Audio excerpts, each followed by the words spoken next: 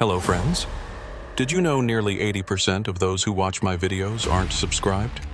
If you enjoy these stories, please hit that subscribe button and leave a like. It really helps. Thank you for being here. By the way, where are you watching from? Let me know in the comments. My name is Gideon Brackett. I'm 62 years old, and I've been driving commercial trucks for 41 years. That's more than half my life spent behind the wheel of a Kenworth, watching America scroll past my windshield 1 mile marker at a time. I've hauled everything you can imagine across every state in the lower 48. Lumber, livestock, electronics, furniture, frozen goods, construction equipment. You name it, I've probably moved it.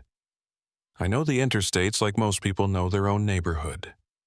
I know which rest stops have the cleanest bathrooms, which truck stops water down their coffee, and which stretches of highway to avoid during certain times of year. After 4 decades, the road stops being a job and becomes something else. It becomes a part of you, like a second language you don't even think about speaking anymore. But every career has an end. Mine was supposed to come quietly. No drama, no fanfare, just a final delivery, and then I'd hand in my keys, collect my last paycheck, and spend the rest of my days in a little house outside Tucson with my daughter and her family nearby. That was the plan. One last load, then retirement. Clean, simple, dignified. I'd been counting down the weeks, then the days, and finally the hours until that last run. The company I work for, a mid-sized freight outfit called Silverton Transport out of Albuquerque, even gave me the choice of route for my final haul.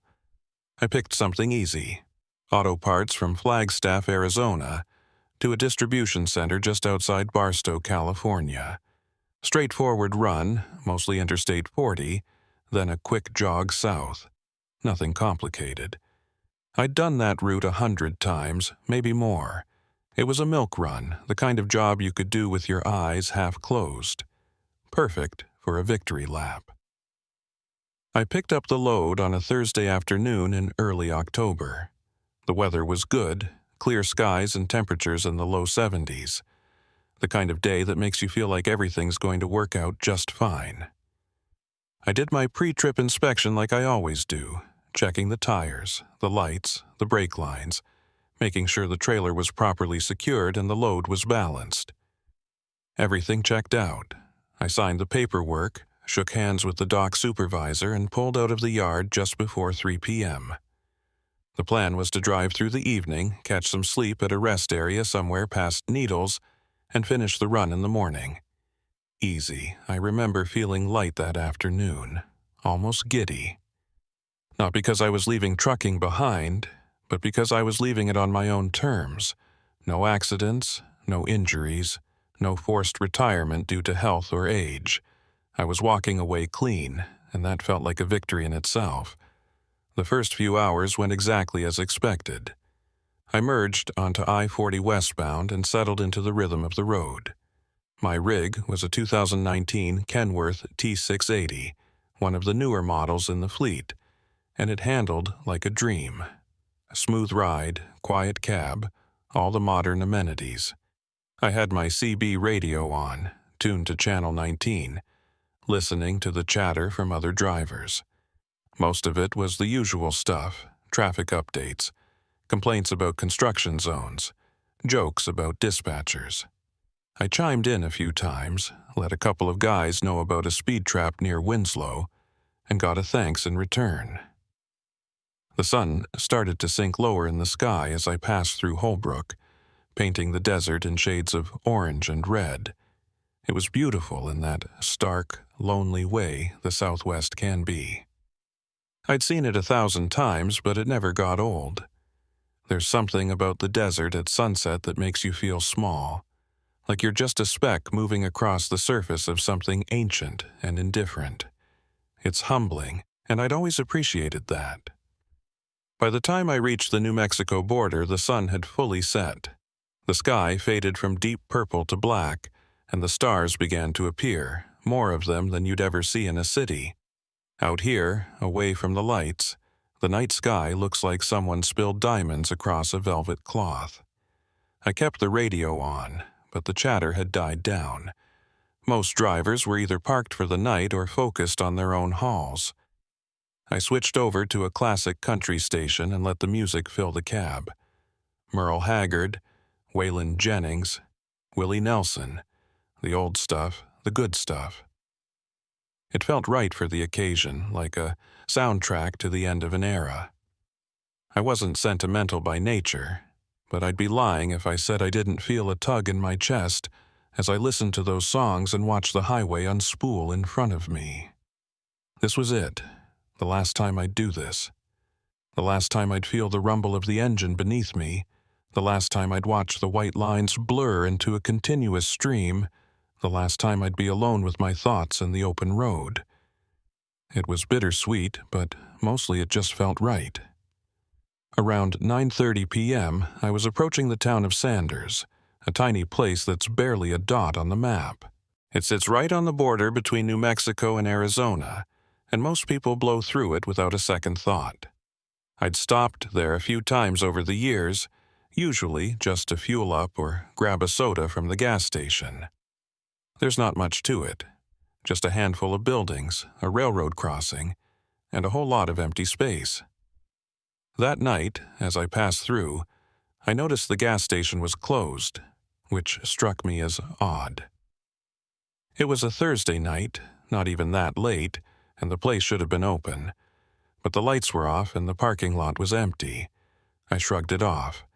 Maybe they'd had a power outage or decided to close early for some reason. It wasn't my problem. I kept driving, pressing westward into Arizona, and that's when things started to feel different. It's hard to explain exactly what changed, but I felt it in my gut. The air in the cab seemed to grow heavier, thicker, like the pressure had shifted. My ears popped, the way they do when you're driving through mountains and changing elevation quickly, but the road here was flat as a pancake.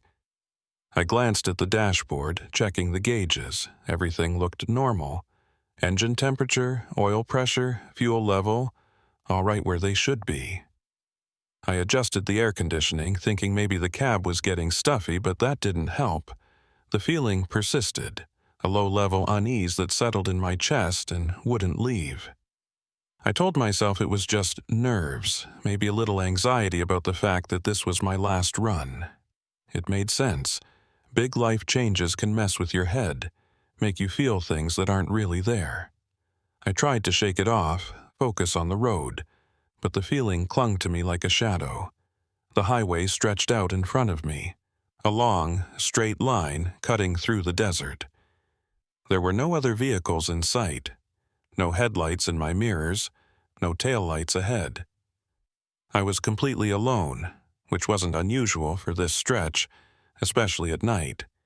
But the isolation felt more pronounced than normal, almost oppressive. The darkness outside the cab seemed deeper, blacker, like it was pressing in against the windows. I turned up the radio, hoping the music would help, but the signal started to fade, replaced by static and the occasional burst of Spanish-language talk radio. I switched stations, scanning through the FM band, but everything was either static or too weak to hear clearly. Finally, I just turned it off. The silence that followed was almost worse, broken only by the hum of the engine and the whir of the tires on the asphalt. That's when I saw him. He was standing on the shoulder of the road, maybe a quarter-mile ahead, just outside the reach of my headlights. At first, I thought it was a trick of the light, a shadow cast by a road sign or a piece of debris. But as I got closer, the shape resolved into a person. A man, standing perfectly still, facing the highway. He wasn't waving, wasn't trying to flag me down, just standing there. I eased off the accelerator slightly, my foot hovering over the brake. Every instinct I had told me to keep going, to drive past him and not look back. But something stopped me. Maybe it was the fact that this was the middle of nowhere, miles from the nearest town, and the temperature had already dropped into the 50s. Maybe it was the simple human decency that says you don't leave someone stranded in the desert at night. Or maybe it was something else, something I can't quite put my finger on. Whatever the reason, I slowed down. As I drew closer, I got a better look at him. He was tall, maybe 6'2" or 6'3", and thin, almost gaunt. He wore a dark coat that hung loosely on his frame, and a wide-brimmed hat that cast his face in shadow. His hands were shoved into his pockets, and he stood with a slight slouch, like he'd been waiting there for a long time. There was something about his posture, something off, but I couldn't articulate what it was. I pulled the rig over onto the shoulder, the air brakes hissing as I came to a stop about 20 feet past him. I put the truck in neutral, set the parking brake, and glanced in my side mirror. He was still standing there, motionless, not making any move to approach. I sat there for a moment, debating. Part of me wanted to just pull back onto the highway and forget I'd ever seen him. But another part, the part that had been shaped by 4 decades of life on the road, told me I couldn't do that. I'd given rides to stranded motorists before, helped people change tires, called for help when someone was in trouble. It's what you do. It's part of the code. I opened the door and climbed down from the cab. The night air hit me immediately, cold and dry, carrying with it the faint smell of creosote and dust. I walked around the front of the truck, my boots crunching on the gravel, and approached the man. He still hadn't moved. Up close, I could see more details. His coat was old, worn at the edges, and his boots were scuffed and dusty, like he'd been walking for miles. His face was still hidden beneath the brim of his hat, but I could make out the line of his jaw, the pale skin of his neck. He looked like someone out of another time, like a figure from an old Western film who'd wandered onto the wrong set. "You need a ride?" I asked, keeping my voice neutral, friendly but cautious. He didn't respond right away. For a long moment, he just stood there, and I began to think maybe he hadn't heard me. But then, slowly, he lifted his head. His face came into view, and I felt a cold knot form in my stomach. His eyes were wrong. Not obviously wrong, not in a way that would make you scream and run, but wrong enough that your brain stumbles over it, trying to make sense of what it's seeing. They were too dark, like pools of ink, with no visible pupils or irises. They reflected the light from my truck's headlights in a way that human eyes shouldn't, almost like the eyes of an animal caught in a beam. His skin was pale, almost gray, and pulled tight over his skull, giving him a skeletal appearance. His lips were thin and bloodless, and when he spoke, his voice was soft, barely above a whisper, but it carried in the still night air. "I appreciate it," he said. His tone was flat, emotionless, like he was reading from a script. "I've been waiting a long time." There was something about the way he said it that made the hair on the back of my neck stand up. I've been waiting a long time. Not waiting for a ride, not waiting for help, just waiting. Like he'd been expecting me specifically. I forced a smile, trying to shake off the unease. "Where you headed?" I asked. He tilted his head slightly as if considering the question. "Same direction as you," he said. Another non-answer. I should have told him no. I should have made some excuse, said I wasn't allowed to pick up hitchhikers, company policy or something. But the words didn't come. Instead, I found myself nodding. "All right," I said. "Climb on in."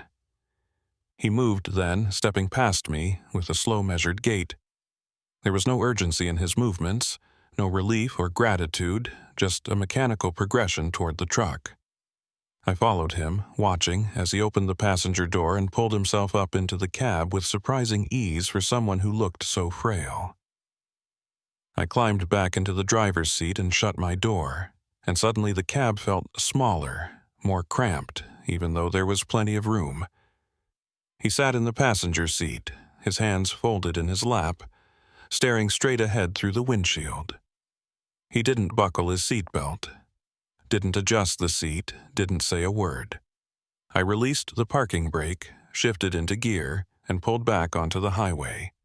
The engine roared to life, and the truck picked up speed, the headlights carving a tunnel through the darkness ahead. I kept my eyes on the road, but I was acutely aware of his presence beside me. He didn't move, didn't fidget, didn't even seem to breathe. The silence between us was thick and uncomfortable, and I felt compelled to fill it. "Name's Gideon," I said, glancing at him briefly. "Gideon Brackett." He didn't respond, didn't even turn his head. I waited a beat, then tried again. "You got a name?" This time, he did turn, slowly, like his neck was on a hinge. His dark eyes fixed on me, and for a moment, I felt like I was staring into something vast and empty. "Lyle," he said, finally. "Lyle Corbett." "Nice to meet you, Lyle," I said, though it felt like a lie. "What were you doing out there?" He turned back to the windshield. "Waiting," he said again, and that was all.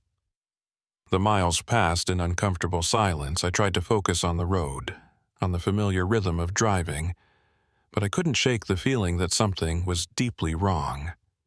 Lyle sat motionless, his gaze fixed straight ahead, his hands still folded in his lap. He didn't blink. I realized that after several minutes of watching him out of the corner of my eye, he didn't blink. Not once. I told myself it was just my imagination, that I was seeing things because I was tired or stressed or both. But the more I looked, the more certain I became. He wasn't blinking. And there was something else. The temperature in the cab had dropped. Not a little, but significantly. I could see my breath misting in the air in front of me, and I felt a chill creeping into my bones despite the fact that the heater was on full blast. I glanced at the climate control. It was set to 72 degrees, and the indicator showed it was running, but the cold persisted. I reached over and turned the dial up higher, but nothing changed. If anything, it got colder. "You cold?" I asked, more to break the silence than because I expected an answer. He turned his head toward me again, that same slow, mechanical movement. "No," he said. "Are you?" The question hung in the air, and I didn't know how to respond. Was I cold? Yes. But more than that, I was afraid. Not the kind of fear that makes you scream or run, but the kind that settles deep in your gut and makes you want to curl into a ball and hide. I'd felt it before, years ago, when I'd been in a bad accident on an icy road in Montana. The moment right before the truck started to slide, when I knew I was about to lose control and there was nothing I could do to stop it. That same feeling was back now, creeping through me like ice water in my veins. I didn't answer his question. I just kept driving, my hands gripping the wheel so tightly that my knuckles turned white. The highway stretched on, empty and endless, and the darkness outside seemed to deepen with every mile. I glanced at the dashboard clock. It was 10:47 p.m. I should have been making good time, closing in on the Arizona-California border, but something felt off. The mile markers didn't seem to be passing as quickly as they should. I couldn't shake the feeling that we were moving, but not actually going anywhere.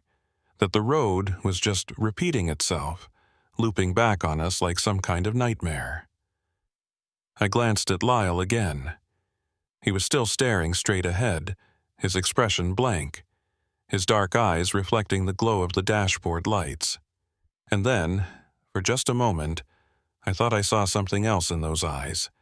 Something moving, writhing, like shadows beneath the surface of dark water.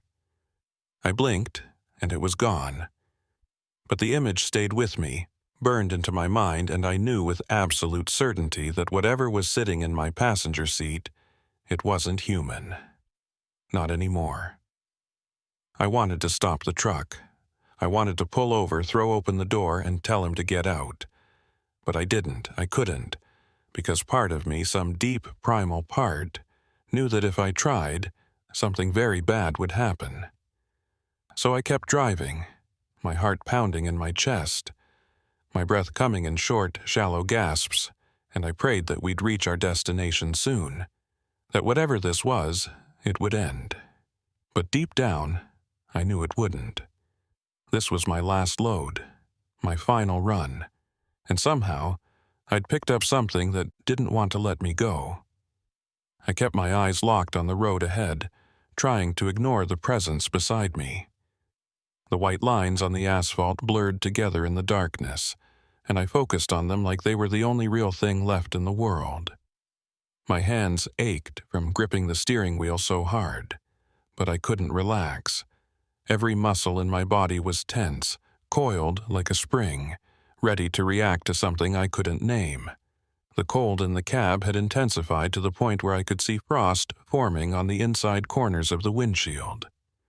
That shouldn't have been possible. The heater was still running, still blowing air that should have been warm but felt like it was coming from a meat locker.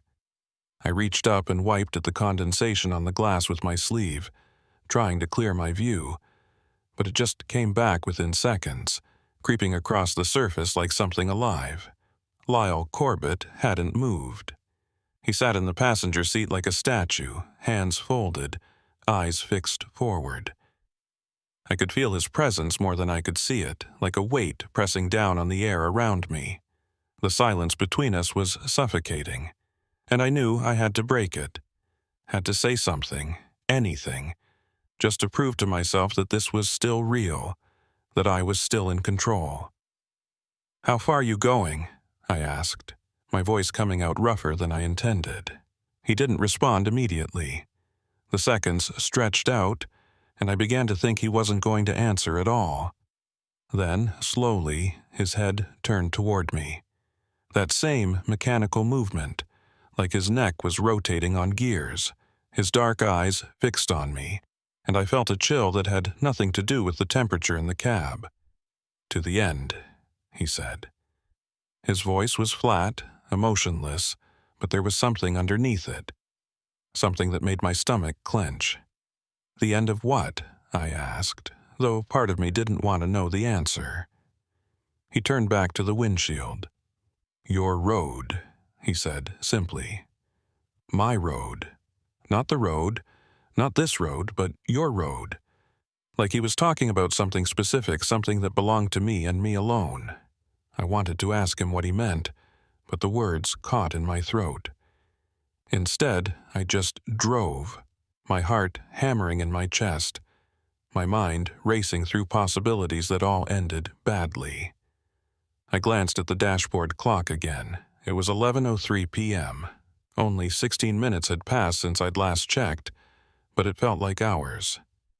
Time had taken on a strange quality, elastic and unreliable, like I was moving through it at the wrong speed.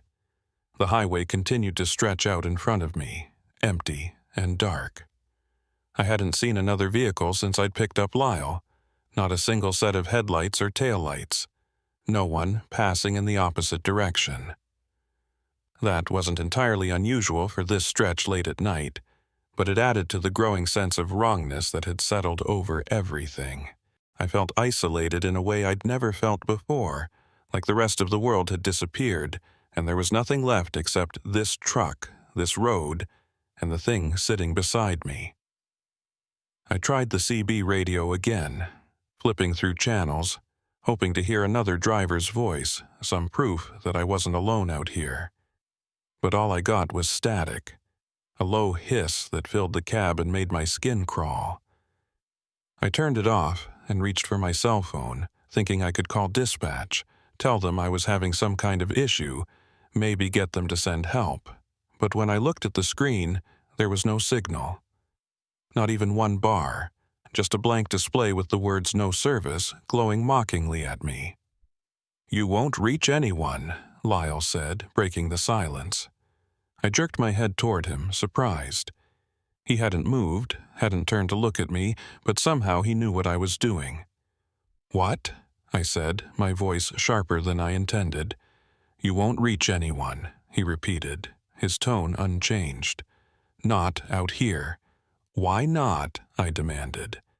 "There's always signal on this route. I've made calls from this exact stretch 100 times. He finally turned his head, and when his eyes met mine, I felt something inside me go cold and still. "Because we're not where you think we are," he said. The words hit me like a punch to the gut. "What the hell does that mean?" I asked, but he just turned back to the windshield and fell silent again. I looked out at the highway, trying to make sense of what he'd said. The road looked the same as it always did. 2 lanes, faded yellow line down the center, cracked asphalt, desert on either side. But now that he'd said it, I couldn't shake the feeling that something was off. The landscape didn't look quite right. The shadows were too deep, the shapes of the rocks and hills too angular, like they'd been carved by something other than wind and water. And the sky was wrong too. It was too dark, even for a moonless night. There were no stars, no ambient light from distant towns, just an absolute blackness that seemed to press down from above like a weight.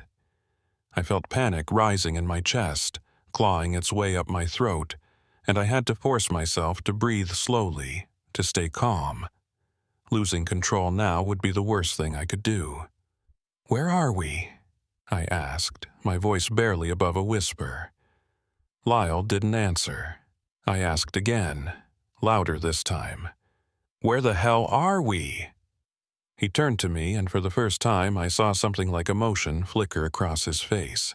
Not sympathy, not kindness, but something closer to curiosity, like he was watching a lab rat navigate a maze. "Somewhere between," he said. "Between what?" I demanded. "Between where you were," he said slowly, "and where you're going." The cryptic answer made my head spin. I wanted to scream at him, to demand a straight answer, but I knew it wouldn't do any good. Whatever Lyle Corbett was, he wasn't going to give me the information I needed. I was on my own, and I had to figure this out myself. I pressed down on the accelerator, pushing the truck faster, hoping that if I just kept moving, I'd eventually break through whatever this was and find myself back on the real I-40, back in the world I knew. The speedometer climbed, 70, 75, 80 miles per hour, faster than I should have been going with a loaded trailer, but I didn't care. I needed to get out of this place, needed to put distance between myself and whatever nightmare I'd driven into. But no matter how fast I went, the landscape didn't change. The road just kept unspooling in front of me, identical mile after identical mile, like I was running on a treadmill that went nowhere. I glanced at the odometer, and my blood ran cold. It wasn't moving. The numbers were frozen, stuck at the same reading they'd been when I picked up Lyle. I was driving, burning fuel. The engine was roaring, but according to the truck, I wasn't going anywhere at all. "Stop the truck," Lyle said suddenly. His voice cut through my thoughts like a knife, and I jerked the wheel slightly, almost veering off the road. "What?" I said, my voice shaking. "Stop the truck," he repeated, his tone calm and measured. "There's something you need to see." "I'm not stopping," I said, shaking my head. "I'm not stopping until I'm out of this place, wherever the hell this is." He turned to look at me, and this time there was no mistaking the expression on his face. It was a warning. "If you don't stop," he said quietly, "you'll drive forever. This road doesn't end.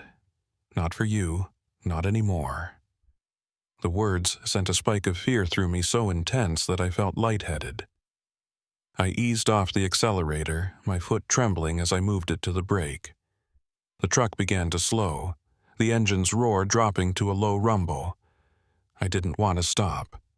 Every instinct I had screamed at me to keep going, to ignore him, to find a way out on my own.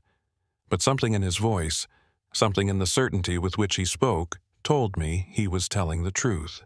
If I kept driving, I'd never escape. I'd be trapped here forever, circling some invisible loop in a place that existed outside the normal world. The truck came to a stop on the shoulder of the road, the air brakes hissing in the silence. I put it in neutral and set the parking brake, then sat there, my hands still on the wheel, staring out into the darkness. "Now what?" I asked, my voice barely audible. "Now you get out," Lyle said, "and you look." "Look at what?" I demanded. But he didn't answer. He just opened his door and climbed down from the cab, moving with that same slow, deliberate grace. I watched him through the windshield as he walked around to the front of the truck and stood there, illuminated by the headlights, waiting. I didn't want to get out. I didn't want to leave the relative safety of the cab, even though I knew it was a false safety, that there was no protection here.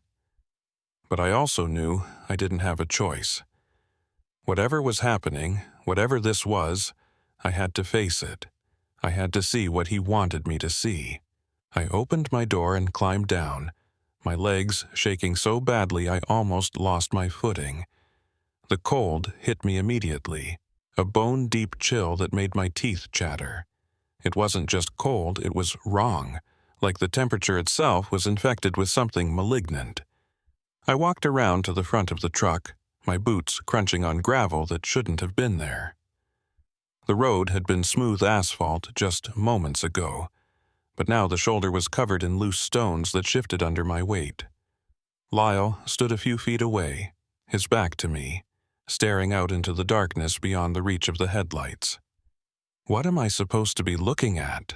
I asked, wrapping my arms around myself in a futile attempt to ward off the cold. He lifted one hand and pointed. "There," he said. I followed his gesture, squinting into the darkness. At first, I didn't see anything. Just blackness, thick and impenetrable. But then, slowly, shapes began to emerge. Structures, or what was left of them. Buildings, maybe, or the remnants of buildings, crumbling and skeletal, rising out of the desert like broken teeth. They were far away, too far to make out clearly, but there was something profoundly wrong about them. The angles were off, the proportions distorted, like they'd been designed by someone who didn't quite understand how buildings were supposed to look.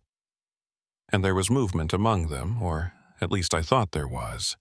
Shadows shifting and flowing, too large and too fast to be human. I felt my breath catch in my throat. "What is that place?" I whispered.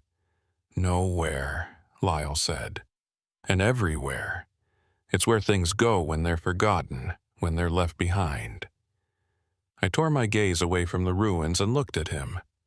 "Why are you showing me this?"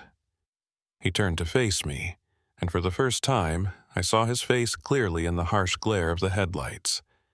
His skin was gray and thin, stretched tight over the bones of his skull.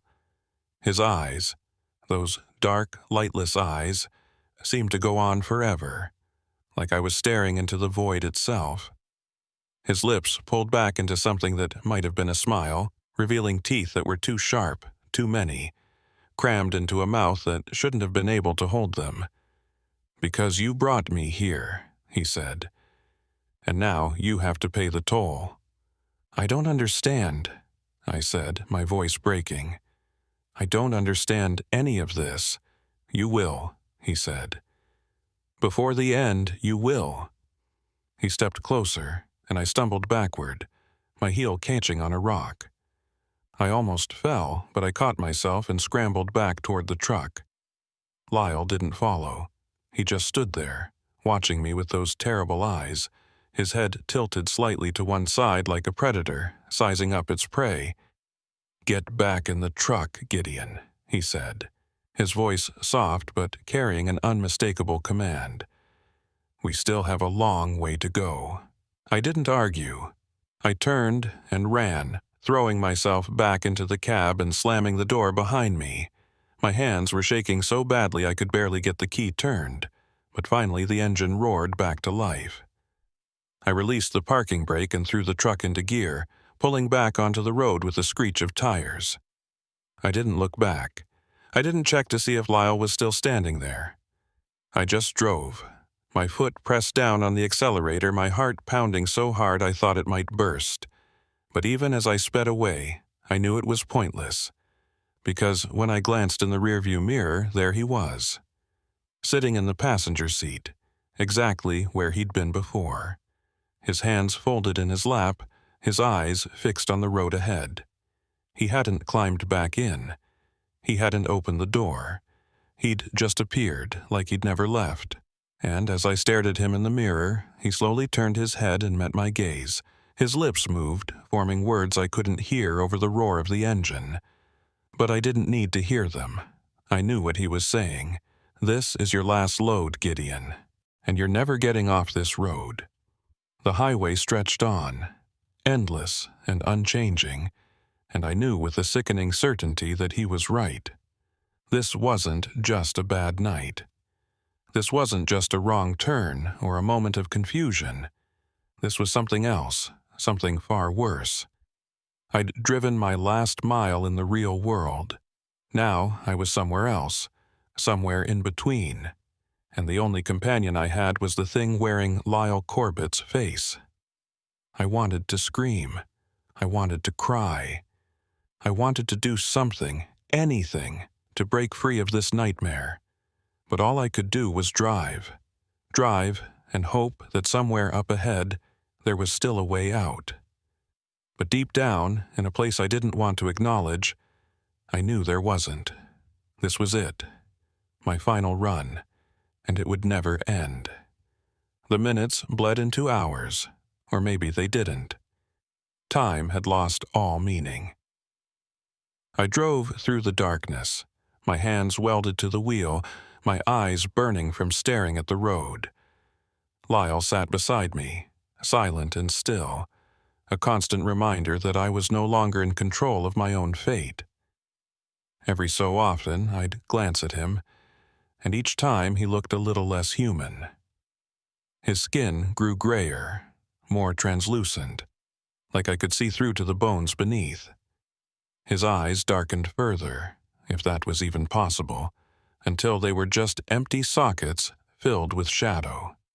And his smell, that wet, earthy smell I'd noticed earlier, grew stronger, more pungent, until it filled the cab and made my stomach turn. I tried talking to him again, asking questions, demanding answers, but he never responded. He just sat there, watching, waiting. And slowly I began to understand. This wasn't about him, it was about me. I'd spent 41 years on the road, driving from one place to another, never really stopping, never really settling. I'd told myself it was a job, a career, a way to make a living. But the truth was, I'd been running. Running from what, I didn't know. Maybe from the fear of being tied down, of being ordinary, of having to face the things that scared me. And now, on my last load, the road had finally caught up with me. It wasn't letting me go. It was keeping me, claiming me, making me a part of it forever. And Lyle, or whatever he really was, he was just the toll collector, the one who made sure I paid the price for all those years of running. I don't know how long I drove. Hours, days, maybe longer. The road never changed, and neither did the darkness outside. But eventually, I began to notice something. The cab was changing. The dashboard was fading, the colors draining away until everything was gray and washed out. The seats were crumbling, the upholstery peeling away to reveal rusted metal and rotting foam. The windshield was cracking, spiderwebs of fractures spreading across the glass. My truck, my beautiful Kenworth, was decaying around me, falling apart piece by piece. And I was changing too. I could feel it. My hands on the wheel were thinner, the skin loose and papery. My reflection in the rearview mirror showed a face I barely recognized, gaunt and hollow-eyed, like I'd aged decades in the span of hours. Lyle turned to look at me one last time. His face was almost gone now, just a skull wrapped in a thin layer of gray flesh, but his eyes, those terrible, empty eyes, still held me. "Welcome home, Gideon," he said, his voice a whisper that seemed to come from everywhere and nowhere at once. "Welcome to the last load." And then he was gone, not fading, not dissolving, just gone, like he'd never been there at all. But I knew he had been, and I knew I'd never forget him. I kept driving because that's all I could do. That's all I'll ever do. Somewhere out there, on a stretch of highway that doesn't exist on any map, an old Kenworth is still moving through the darkness. And behind the wheel, a man who should have retired years ago just keeps driving, trying to reach a destination he'll never find. That's my story. That's what happened to me on my last load. And if you're a driver, if you spend your nights on the empty highways of America, be careful who you pick up. Because some passengers don't want a ride. They want something else. Something you can't give them. And once they're in your cab, you'll never get them out. I don't know how long I've been driving. The concept of time stopped making sense somewhere back there. Back when the clock on the dashboard froze at 11:47 p.m. and never moved again. It could have been hours, it could have been days, it could have been years. All I know is that I'm still behind the wheel, still moving forward, and the road still stretches out ahead of me like a promise that will never be kept. The darkness outside hasn't changed. It's the same absolute black, thick and suffocating, pressing against the windows like it's trying to get in. Or maybe it's already inside. Maybe it's been inside all along, and I'm just now noticing it. The headlights cut through it, creating a narrow tunnel of visibility. But beyond that, there's nothing. No stars, no moon, no distant lights on the horizon. Just void. The truck is falling apart around me. I can hear it happening, a slow, steady deterioration that's impossible to ignore. The engine still runs, still produces that low, familiar rumble. But it sounds different now, hollow, like it's running on memory rather than fuel. The dashboard lights flicker intermittently, casting strange shadows across the interior of the cab. Some of the gauges have stopped working entirely. The fuel gauge reads empty, but the engine keeps running. The speedometer needle swings wildly between 0 and 100, never settling on any particular number. The odometer is still frozen, still stuck at that same reading it had when I picked up Lyle Corbett. When I picked up the thing that called itself Lyle Corbett. My body is deteriorating too. I can feel it happening with every passing mile. My hands on the steering wheel are skeletal now, the skin stretched so tight over the bones that it looks translucent. I can see the tendons and veins beneath, dark lines running up my arms and disappearing under the sleeves of my shirt. My shirt, which used to fit me properly, now hangs loose on a frame that's wasted away to almost nothing. When I glance in the rearview mirror, I barely recognize the face looking back at me. It's gaunt, hollow-cheeked, with eyes that have sunken deep into their sockets. My hair, which was mostly gray when this journey started, is now completely white, thin and brittle. I look like a corpse that hasn't figured out it's supposed to be dead yet. Maybe that's exactly what I am. The strangest part is that I'm not hungry. I'm not thirsty. I don't feel tired, even though I haven't slept since this nightmare began. I just exist, trapped in this eternal moment of driving, watching the road unspool in front of me like a ribbon that has no end. Sometimes I try to remember what it was like before. Before I picked up Lyle, before I pulled over on that empty stretch of highway in the Arizona desert. I try to remember my daughter's face, the sound of her voice, the way she used to laugh when I'd come home from a long haul and tell her stories about the road. But the memories are slipping away, becoming hazy and indistinct, like photographs left out in the sun too long. I can feel them fading, being replaced by something else, By this. By the road, by the endless, unchanging darkness. I've tried everything I can think of to escape. I've tried turning around, but when I slow down and attempt to make a U-turn, the steering wheel locks up, refusing to move. I've tried pulling off onto the shoulder and stopping completely, but when I set the parking brake and turn off the engine, nothing happens. The truck just keeps moving forward, as if it's being pulled by some invisible force. I've tried abandoning the truck entirely, opening the door and preparing to jump out, but when I look down, there's nothing beneath the cab. No ground, no road, just that same infinite darkness. So I stay in the driver's seat because it's the only option I have, and I drive. That's all I can do. That's all I'll ever do. The CB radio started working again recently. Or at least I think it's recently. Time is so scrambled now that I can't be sure.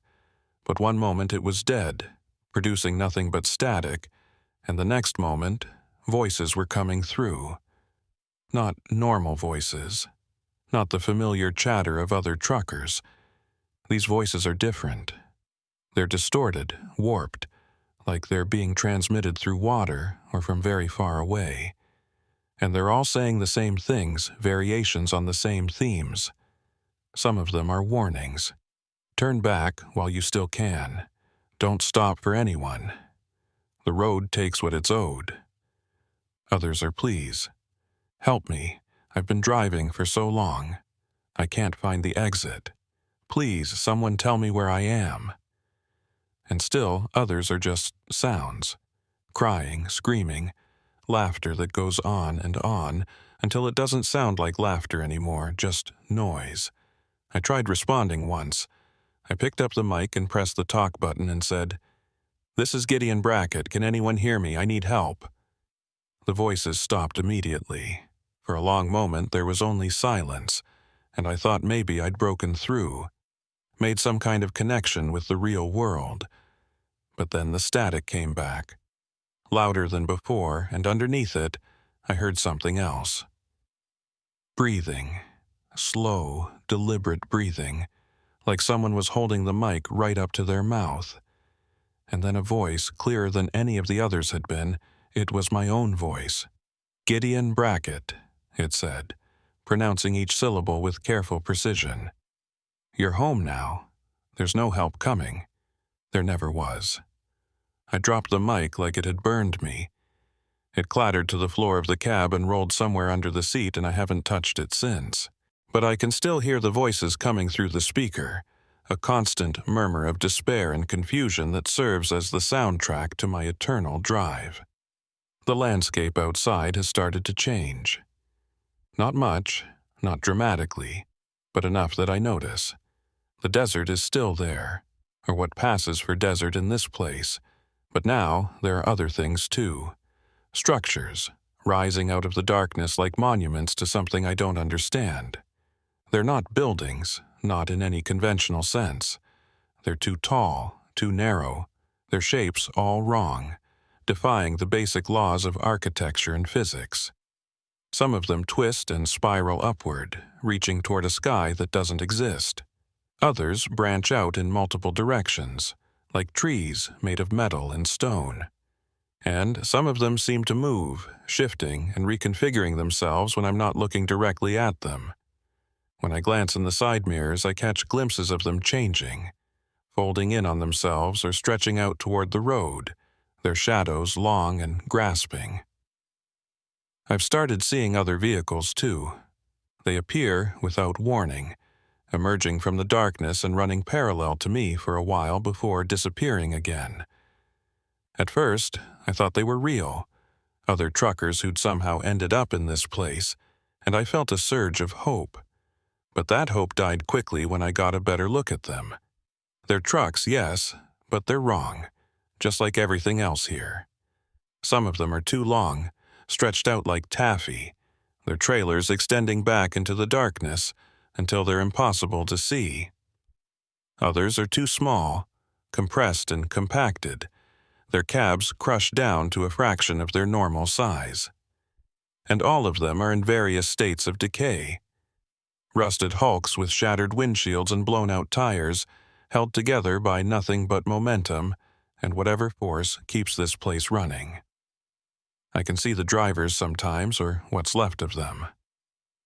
They sit behind their wheels, staring straight ahead, their faces blank and expressionless. They look like I must look, like animated corpses going through the motions of driving even though they're not really alive anymore. Once, one of them turned to look at me. We were running side by side for maybe a mile, and I could feel his eyes on me, so I glanced over. He was looking right at me, his face pressed close to the window, his mouth hanging open like he was trying to say something. But no sound came out. He just stared, and then his truck started to drift, moving closer and closer to mine. I jerked the wheel to the right, trying to put distance between us, but he followed, matching my movements exactly. Our vehicles were maybe 6 inches apart, close enough that I could have reached out and touched his truck if I'd rolled down my window. And then, without warning, his truck just collapsed. It folded in on itself like a tin can being crushed, metal screaming and glass shattering, and then it was gone, vanished into the darkness behind me. I checked my mirrors, but there was nothing there. No wreckage, no debris, no sign that anything had ever been there at all. That's when I started to understand something important. This place, wherever it is, it's not stable, it's not permanent. It's held together by belief, by the collective delusion of everyone trapped here. As long as we keep driving, as long as we keep pretending that we're going somewhere, that there's a destination waiting for us at the end of the road, this place continues to exist. But if we stop, if we give up, if we accept that there's nowhere to go, then we collapse. We fold in on ourselves and disappear, and whatever's left of us gets absorbed back into the road, becomes part of the pavement and the darkness and the endless empty miles. That's what happened to that other driver. He'd given up. He'd stopped believing. And the road had taken him. I won't let that happen to me. I can't. So I keep driving, even though every part of me wants to stop, wants to close my eyes and let go and just be done with it. I keep my hands on the wheel and my foot on the accelerator and my eyes on the road, because the moment I stop, I'm finished.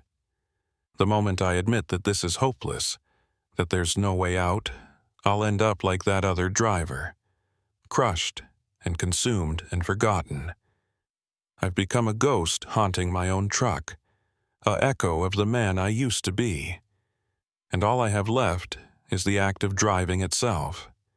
It's the only thing that's real anymore, the only thing I can control. I've started talking to myself, not intentionally, but the silence was becoming unbearable, and the voices on the CB weren't helping. So now I narrate what I'm doing, describing everything I see, maintaining a running commentary on the state of the truck and the road and my own deteriorating condition. It helps, in a way. It reminds me that I still exist, that I'm still capable of thought and speech, even if there's no one to hear me. Passing another structure on the left, I say, my voice hoarse and cracked from disuse.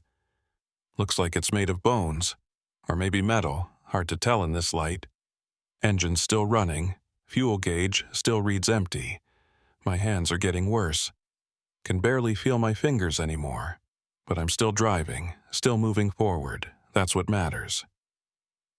Sometimes I recite things from memory. Old song lyrics, passages from books I read years ago, multiplication tables. Anything to keep my mind active, to prove to myself that I haven't completely lost it yet. I run through the route I was supposed to take, from Flagstaff to Barstow, naming every town and exit and truck stop along the way. I describe the load I was carrying, auto parts, crates of alternators and starters and brake drums, all secured in the trailer behind me. Though I wonder if the trailer is even still there. I haven't checked in a while. Haven't dared to. I'm afraid of what I might find. Or what might find me.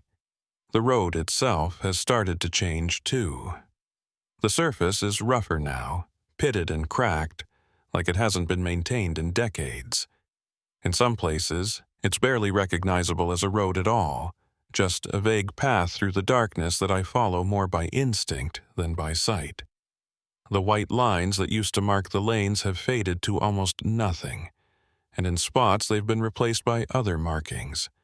Symbols I don't recognize, geometric patterns that hurt to look at, words in languages that don't exist. I try not to focus on them. I've learned that looking too closely at anything in this place is a mistake. It invites attention from things I'd rather not meet. And there are things out there. I've seen them, shapes moving in the darkness beyond the reach of my headlights, keeping pace with the truck but never getting close enough for me to see them clearly.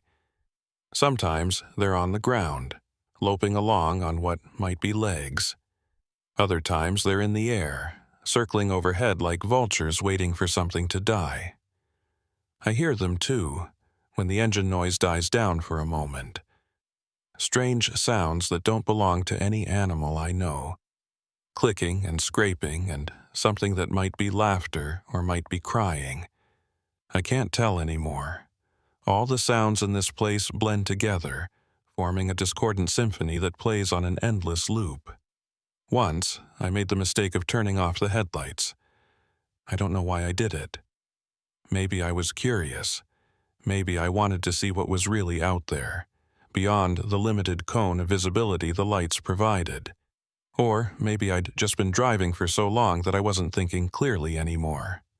Whatever the reason, I reached down and flipped the switch, plunging everything into absolute darkness. For a moment there was nothing, just black, total and complete. But then my eyes started to adjust and I saw them. Hundreds of them, thousands. Figures standing alongside the road, stretching back into the distance as far as I could see. They were all facing the highway, all standing perfectly still, watching, waiting. Some of them looked human, or human enough. Others were distinctly not. And as I stared at them, frozen in horror, they started to move. Not toward me, but forward, following the direction of the road, walking in perfect unison like a massive, silent parade. I slammed the headlights back on, and they vanished instantly. But I know they're still there. I can feel them, an audience of the damned, bearing witness to my endless journey. I tried to call out to them once. I rolled down my window, letting in a blast of cold air that felt like needles against my skin. And I shouted into the darkness. "Who are you? What do you want?" My voice sounded small and pathetic, swallowed up by the vast emptiness. For a long moment there was no response, but then, faintly from somewhere far away, I heard an answer. It wasn't words exactly, it was more like an impression, a feeling transmitted directly into my mind. And what it said, or what I understood it to say, was this: "We are you. We are everyone who ever took the wrong road. Everyone who drove too far and couldn't find their way back. We are the price the highway demands, and we are waiting for you to join us." I rolled the window back up and haven't opened it since. Whatever those things are, I want no part of them. I'll stay in this cab, in this decaying shell of a truck, for as long as I can. Because once I step outside, once I acknowledge that there's nowhere else to go, I'll become one of them. Another figure standing by the side of the road, watching the next poor soul drive by on their way to the same fate. That's the truth of this place. It's not hell, not in the traditional sense. It's something worse. It's a trap, a closed loop, a section of highway that exists outside of normal space and time, and anyone who enters it can never leave.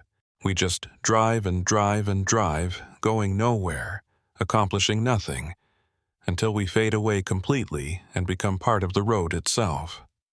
But I'm not ready to fade yet. I'm not ready to give up, so I keep driving, because that's all I have left. The road, the truck, the endless night. That's my world now. That's my eternity. And somewhere, deep down, in a part of my mind that's still rational, still capable of understanding what's happened to me, I know the truth. I know that I died back there, back when I picked up Lyle Corbett. Maybe I fell asleep at the wheel and crashed. Maybe I had a heart attack. Maybe something else happened, something I can't remember or don't want to remember. But I died, and this is what comes after. Not heaven. Not hell. Just the road. The same road I spent my whole life on, now extended into infinity. It's fitting, in a way. I always said the road was my life. Now it's my death, too. And I'll be here forever, driving through the darkness, searching for an exit that doesn't exist. That's my story. That's what happened to Gideon Brackett. And if you're ever driving late at night, on some empty stretch of highway in the middle of nowhere, and you see someone standing by the side of the road, waiting for a ride, don't stop. Keep driving. Because some roads don't lead anywhere you want to go. And some passengers will take you places you can never come back from. The dashboard clock finally changed. After what feels like an eternity frozen at 11:47 p.m., the numbers flickered and shifted. But they didn't advance forward. They went backward. 11:46. Then 11:45. I watched, mesmerized and horrified, as time began to run in reverse, each minute peeling away like layers of old paint. The implications hit me slowly, like cold water seeping through cracks. If time could move backward here, then maybe nothing was permanent. Maybe everything I'd experienced, everything I'd seen was just one possible outcome of an infinite number of loops. Maybe I'd been driving this same stretch of road over and over, each time believing it was my first time.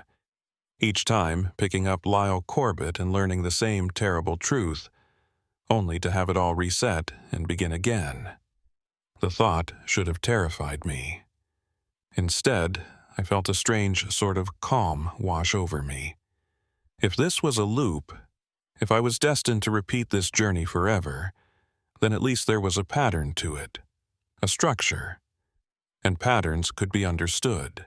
Structures could be navigated. I started paying closer attention to everything around me, looking for signs, for markers that might help me understand the rules of this place. The symbols on the road became my focus. I'd been avoiding them before, afraid of what they might do if I looked too closely, but now I studied them, committing their shapes to memory. Some of them repeated at regular intervals. A circle with 3 lines radiating from it appeared every few miles. A spiral that seemed to rotate as I passed by it. A symbol that looked like 2 hands clasped together, or maybe 2 hands trying to pull apart. I didn't know what they meant, but I recorded them in my mind, cataloging them like a cartographer mapping unknown territory. The other trucks appeared more frequently now. They emerged from the darkness with increasing regularity, sometimes several at once, forming a phantom convoy that traveled alongside me. I started to recognize some of them. A faded red Peterbilt with a cracked windshield that always appeared on my left. A white Freightliner with no trailer, just the cab, that ran ahead of me for miles before vanishing. And a green Mack with rust eating through its doors that always stayed in my mirrors, following at a fixed distance. The drivers inside were always the same, too. The same hollow faces, the same empty stares. But I realized something important. They weren't trying to hurt me. They weren't threats. They were just there, existing in the same trap I was in, going through the same motions I was. They were my companions in this eternal purgatory, even if we couldn't communicate, even if we were each locked in our own private hell. I tried honking my horn once, a long, sustained blast that echoed across the empty highway. The other trucks didn't react. But something else did.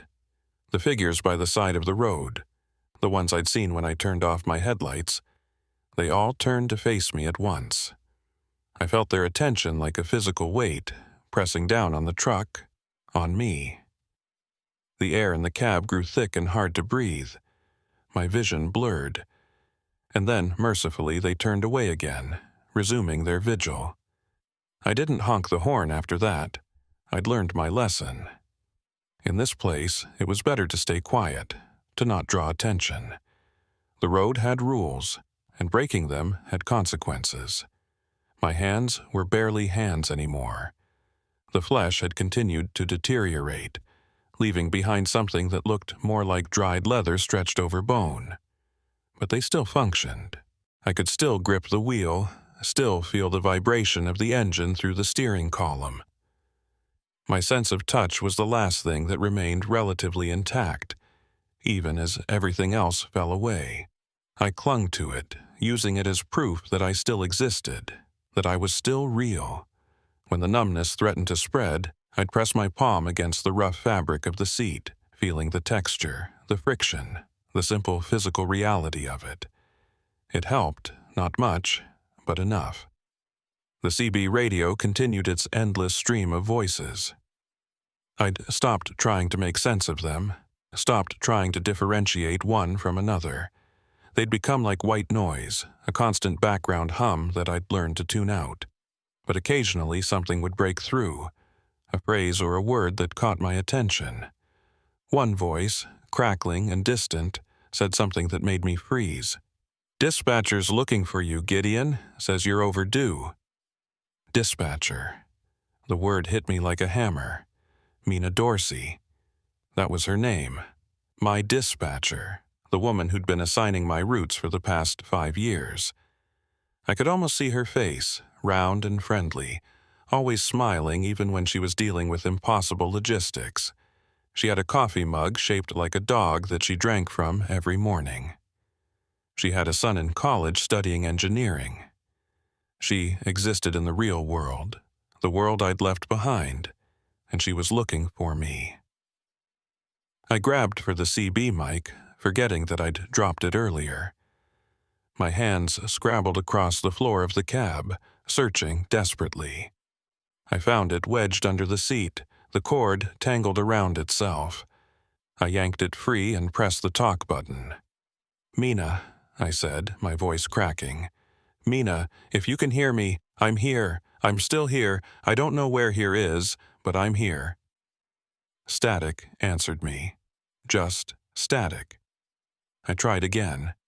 "Mina Dorsey, Silverton Transport. This is Unit 47, Gideon Brackett. I need help. I need someone to find me." More static. And then, underneath it, barely audible, a voice. Not Mina's voice. A man's voice, Lyle's voice. "She can't hear you, Gideon. No one can. You're too far gone now." I hurled the mic across the cab. It hit the passenger side window and bounced off, landing somewhere in the darkness. I didn't care. I didn't want to hear his voice again. Didn't want to be reminded that he was still here, still watching, still waiting. I'd convinced myself that he was gone, that he'd served his purpose and moved on to torment someone else. But he wasn't gone. He'd never been gone. He was part of this place, woven into its fabric, and as long as I was here, he would be too. The passenger seat beside me remained empty, but I could feel his presence. That cold spot in the air, that sensation of being watched. He was there, invisible but undeniable. "What do you want from me?" I asked aloud, not expecting an answer. But I got one anyway. The voice didn't come from the CB this time. It came from inside my own head, soft and intimate, like someone whispering directly into my ear. "I want what everyone wants, Gideon. I want to go home, but I can't. Neither can you. So we drive. That's all we do. We drive until there's nothing left of us but the driving itself." "Why?" I asked. "Why us? Why this?" "Because you chose the road," the voice said. "Every day, every trip, every time you climbed into this cab and drove away from everything else in your life, you made a choice, and choices have consequences. This is yours." The words settled over me like a shroud. He was right, in a way I didn't want to acknowledge. I'd always told myself I was driving for practical reasons, to make a living, to support my family, to have a purpose. But the truth was simpler and darker. I'd been running, from responsibility, from intimacy, from the messy, complicated business of being present in my own life. The road had been my escape, my excuse, my shield against everything I was afraid of, and now it had become my prison. The very thing I'd used to avoid facing myself had turned into the thing I could never escape. There was a cruel symmetry to it that I almost appreciated. The structures outside were getting closer to the road now, crowding in on both sides. Some of them were tall enough that I had to crane my neck to see their tops. Others were low and squat, hunched against the ground like sleeping animals. And they were definitely moving now, not just when I looked away, but constantly, shifting and reconfiguring, growing and shrinking. I watched one of them split down the middle and separate into two distinct forms, each one drifting away from the other until they were lost in the darkness. I watched another one collapse inward, imploding silently until nothing remained. The landscape was alive in a way that defied explanation, responding to something I couldn't perceive, following rules I didn't understand.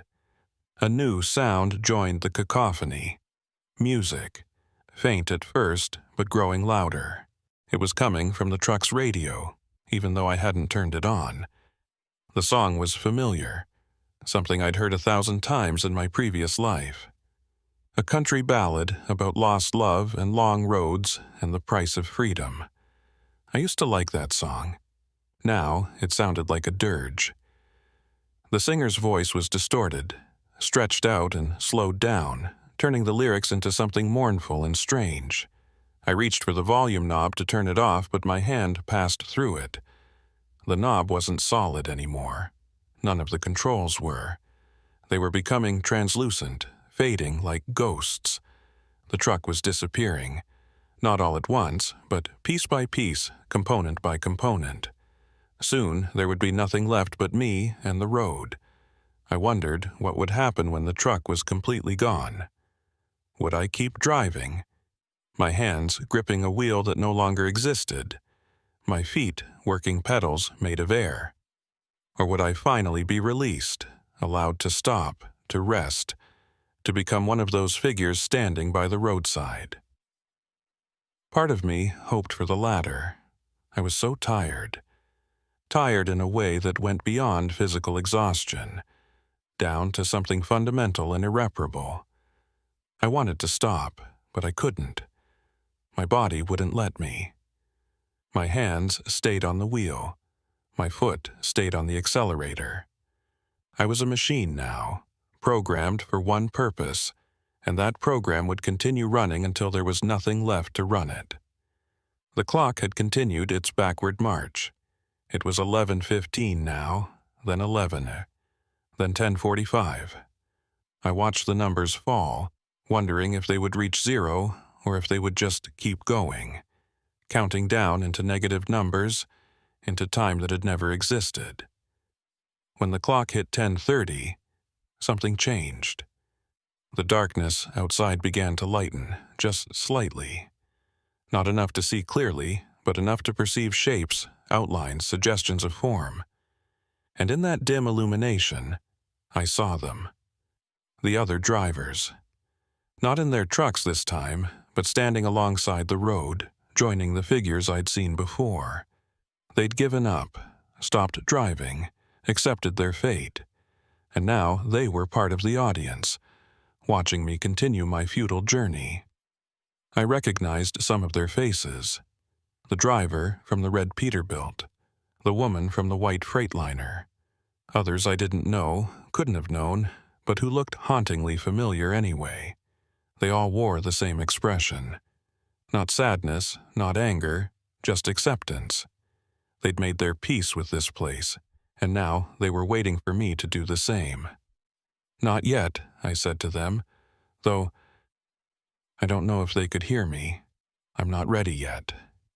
But even as I said it, I felt the lie in it. I was ready. I'd been ready for a long time. I just couldn't admit it. The road ahead began to split. Not literally, but I could see two versions of it superimposed on top of each other. One continued straight, unchanging, eternal. The other curved away, leading somewhere I couldn't see. A choice. The first real choice I'd been given since this nightmare began. I didn't know what the second road led to. Maybe it was an exit. Maybe it was another trap. Maybe it didn't matter. I eased the truck toward the curve, feeling the steering wheel turn in my hands. The figures alongside the road watched silently as I made my decision. And as I committed to the turn, something broke inside me. Not painfully, but like a string that had been pulled too tight finally snapping. A release. The curved road led downward, descending into deeper darkness. The truck picked up speed, gravity pulling us forward, and I let it happen. I stopped fighting, stopped trying to control anything. I just held on and let the road take me wherever it wanted to go. The structures outside blurred into streaks of light and shadow. The other trucks disappeared. Even the figures faded away. It was just me and the road now, moving faster and faster, plunging into an abyss that had no bottom. And then, suddenly, everything stopped. The truck was parked, engine off. I was sitting in the cab, my hands still on the wheel. But everything was quiet. Completely quiet. No engine noise, no wind, no voices.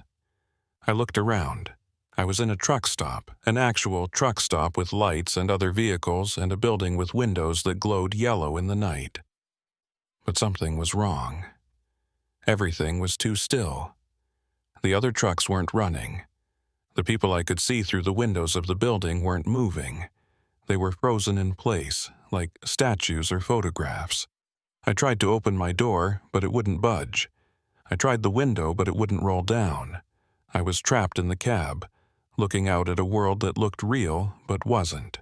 A diorama, a stage set, another layer of the trap. "You almost made it," Lyle's voice said. He was sitting in the passenger seat again. When he'd appeared, I didn't know, but he was there, looking exactly as he had when I'd first picked him up. Dark coat, wide-brimmed hat, those terrible empty eyes. "Almost where?" I asked, too exhausted to be afraid anymore. "Out," he said. "There's a door here for people like us. People who've driven so long they don't know how to stop. It's hidden, but it's here. You just have to be willing to walk through it." "What's on the other side?" I asked. He shrugged. "I don't know. I've never been brave enough to find out. Maybe nothing. Maybe something worse than this, or maybe something better. The only way to know is to try." "Why are you telling me this?" I asked. "You've been tormenting me this whole time. Why help me now?" For the first time since I'd met him, something like emotion crossed his face. Regret, maybe, or pity. "Because I'm tired too, Gideon. Tired of being the warning, the messenger, the toll collector. I want to stop as much as you do, but I can't do it alone. I need someone to open the door with me, someone who understands what it means to let go."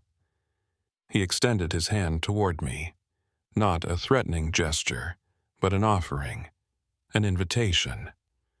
"Come with me," he said. "Let's find out what's on the other side together." I looked at his hand, at his face, at the frozen world outside the windows, and I realized I had one last choice to make. I could stay here in this static moment, trapped but safe, existing in a space between the road and whatever came next. Or I could take his hand and step into the unknown, risking everything for the possibility of release. There was no right answer, no guarantee, just faith, or the absence of it.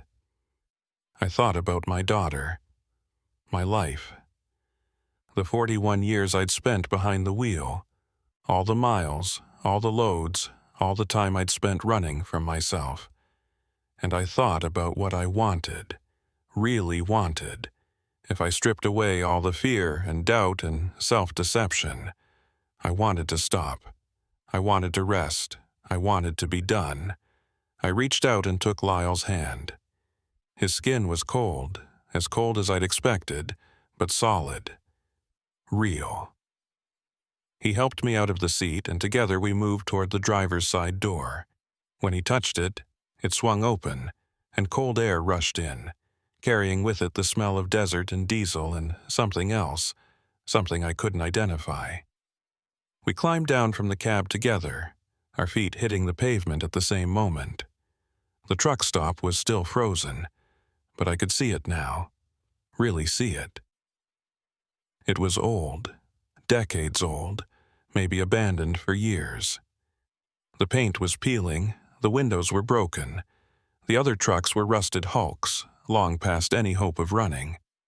This place had been dead for a long time. We'd just been too trapped to notice. Lyle led me toward the building. As we got closer, I saw the door he'd mentioned. It was small, barely noticeable, tucked into a shadowed alcove beside the main entrance. It looked like a maintenance door, something a janitor might use, but there was something about it that felt significant, heavy with meaning. "This is it?" I asked. "This is it," he confirmed. "Once we go through, there's no coming back. Whatever's on the other side, that's where we'll be. Forever, or until forever ends. And you don't know what's there." He shook his head. "No one does. That's why most people don't take the chance. They'd rather stay here where at least they know what to expect." I looked back at my truck, at the Kenworth that had been my home, my office, my refuge for so many years. It looked small now, insignificant, just another piece of junk in a forgotten lot. I'd given it so much importance, invested so much of my identity in it, and in the end it was just metal and plastic and rubber. It didn't define me. It never had. I'd defined myself, and I'd chosen poorly. But maybe I could choose differently now. "Okay," I said, "let's go."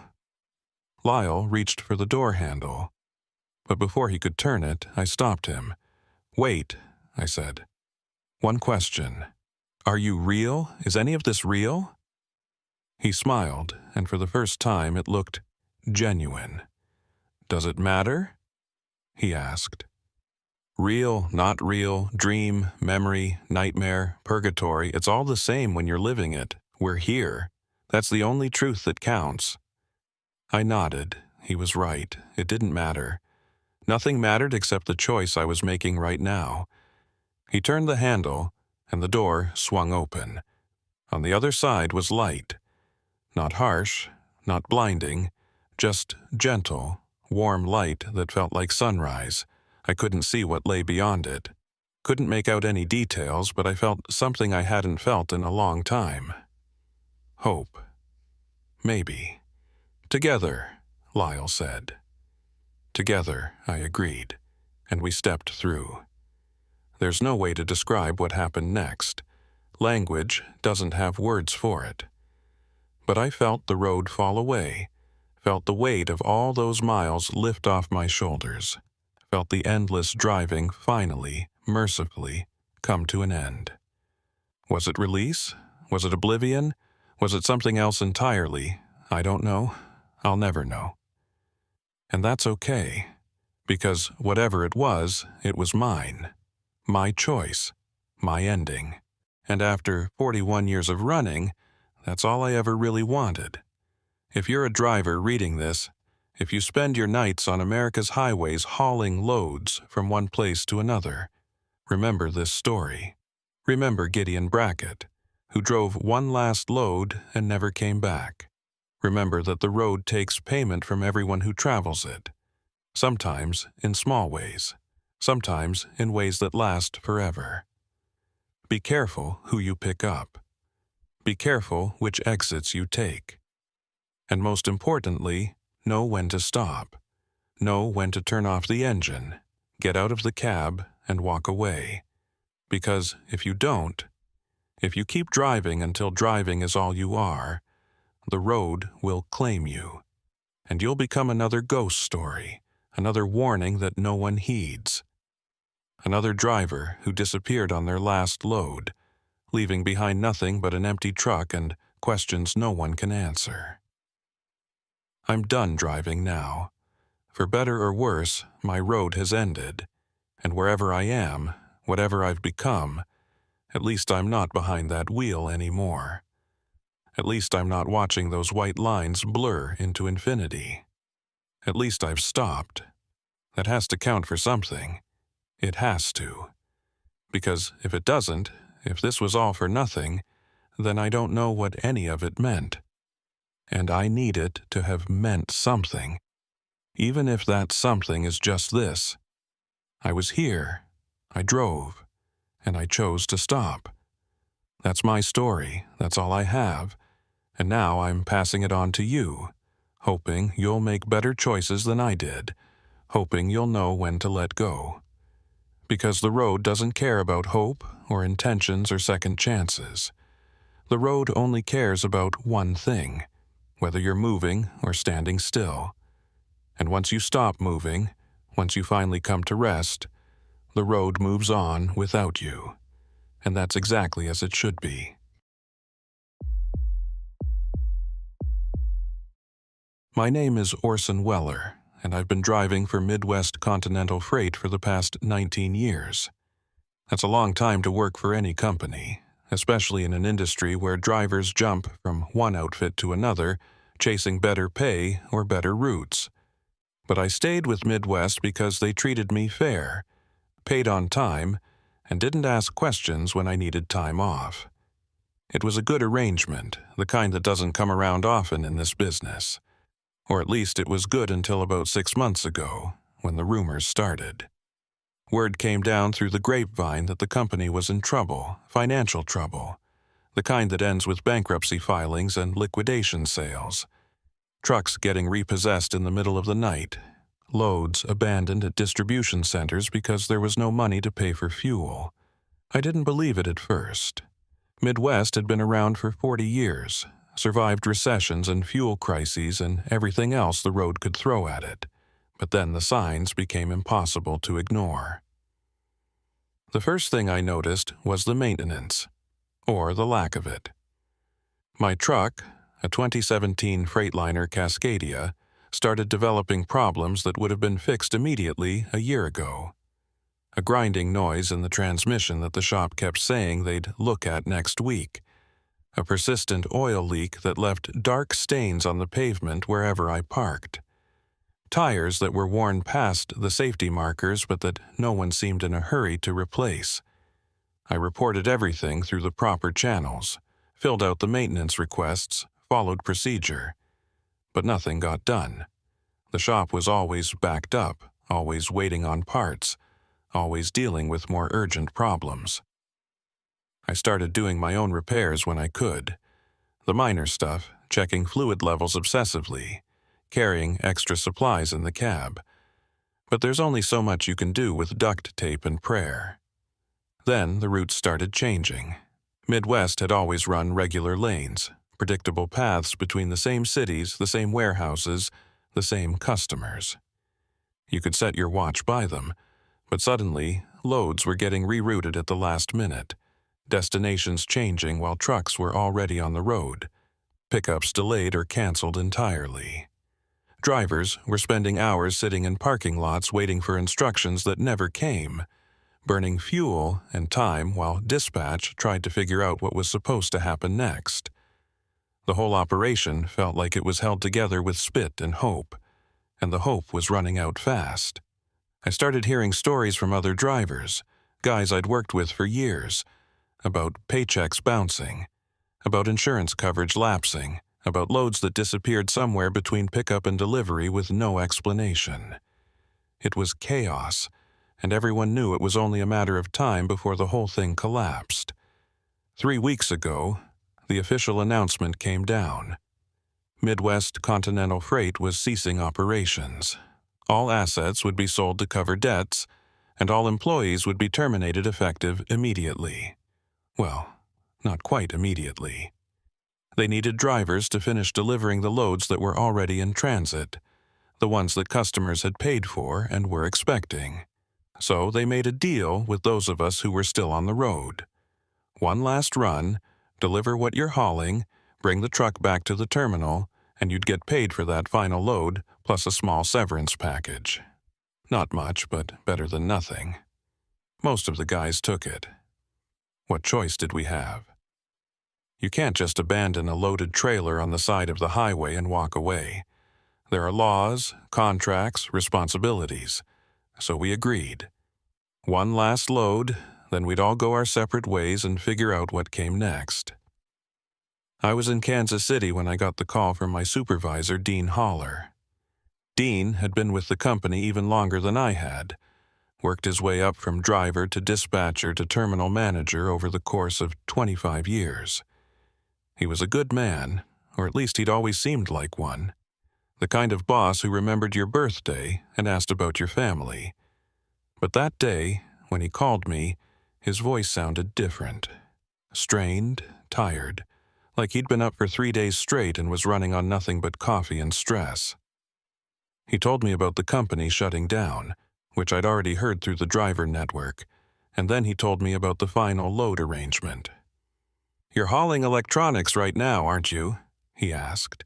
"Computer components, monitors, that sort of thing?" I confirmed that I was.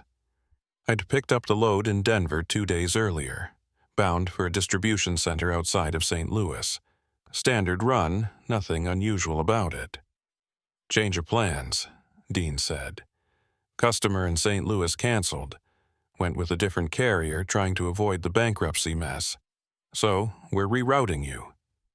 "Rerouting where?" I asked. There was a pause, long enough that I thought maybe the connection had dropped. Then Dean came back. "Little town in Missouri called Pershing, about 2 hours south of where you are now. Customer there will take the load, pay cash on delivery. It's all arranged." I pulled out my atlas, the old-fashioned paper kind that I still kept in the cab even though everyone used GPS now. I flipped to the Missouri page and scanned for Pershing. It took me a minute to find it. The town was tiny, barely a dot on the map, located in the south-central part of the state, far from any major highways. The kind of place you'd never end up unless you were specifically going there. "I don't see any distribution centers listed for Pershing," I said. "No warehouses, no freight terminals. What kind of customer are we talking about?" "Private buyer," Dean said. "Look, Orson, I know this is unusual, but these are unusual circumstances. The company needs every dollar it can get right now to settle debts and pay out the severance packages. This buyer is paying full price, cash, no questions asked. All you have to do is deliver the load to the address I'm going to send you, get a signature, and head back to the terminal. That's it, last run, then you're done." Something about the way he said it made my skin prickle. No questions asked. That phrase, in my experience, usually meant something questionable was happening. But I was tired, and I wanted this to be over, and I needed that final paycheck. So I agreed. "Send me the address," I said. "I'll head that way now." "Thanks, Orson," Dean said, and there was real relief in his voice. "I knew I could count on you. Drive safe." The line went dead before I could respond. The address came through on my phone a few minutes later, along with the name and phone number for the contact at the delivery location. The name was just initials CR, which struck me as odd, but not odd enough to make a fuss about. The phone number had a Missouri area code. The address itself was a rural route number, no street name, no building name, just RR4, Box 127, Pershing, Missouri. I plugged it into my GPS, and after a moment of processing, a route appeared. 2 hours and 17 minutes, most of it on state highways and county roads. I'd be driving through the heart of the Ozarks, that hilly, heavily forested region that tourists love and truckers generally avoid because of the narrow roads and steep grades. But it was only 2 hours. I'd driven worse. I finished my coffee, did a quick walk-around inspection of the truck and trailer, and pulled out of the rest area where I'd been parked. The GPS guided me south, off the interstate and onto a 2-lane state highway that cut through farmland and small towns with names I'd never heard before. The drive started out normal enough. The weather was clear, the road was dry, and traffic was light. I passed through a few towns, the usual collection of gas stations and dollar stores and churches that make up rural America. People going about their lives, oblivious to the fact that my world was ending, that my career was coming to an abrupt halt. I tried not to think about what I'd do next, where I'd find work, whether anyone would hire a 43-year-old driver whose last employer had gone bankrupt. Those were problems for later. Right now, I just needed to focus on the road, on delivering this load, on finishing what I'd started. The sun was starting to sink lower in the sky, casting long shadows across the fields. I'd be arriving in Pershing right around dusk, which wasn't ideal, but it would have to do. About an hour into the drive, I started noticing that the GPS was taking me on increasingly obscure roads. We'd left the state highway and were now on county roads, then township roads, each one narrower and more poorly maintained than the last.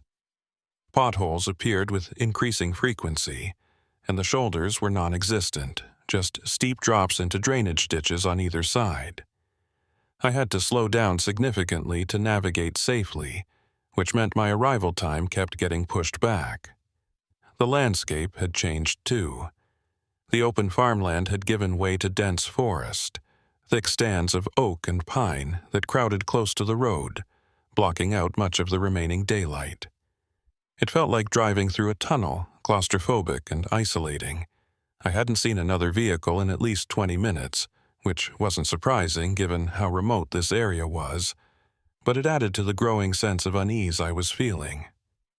I tried calling the contact number Dean had sent me, thinking maybe I could get better directions or at least confirm that someone would be there when I arrived. The phone rang 6 times, then went to a generic voicemail. No name, no greeting, just a beep. I left a message saying I was about an hour out and asking for a call back, but I didn't expect one.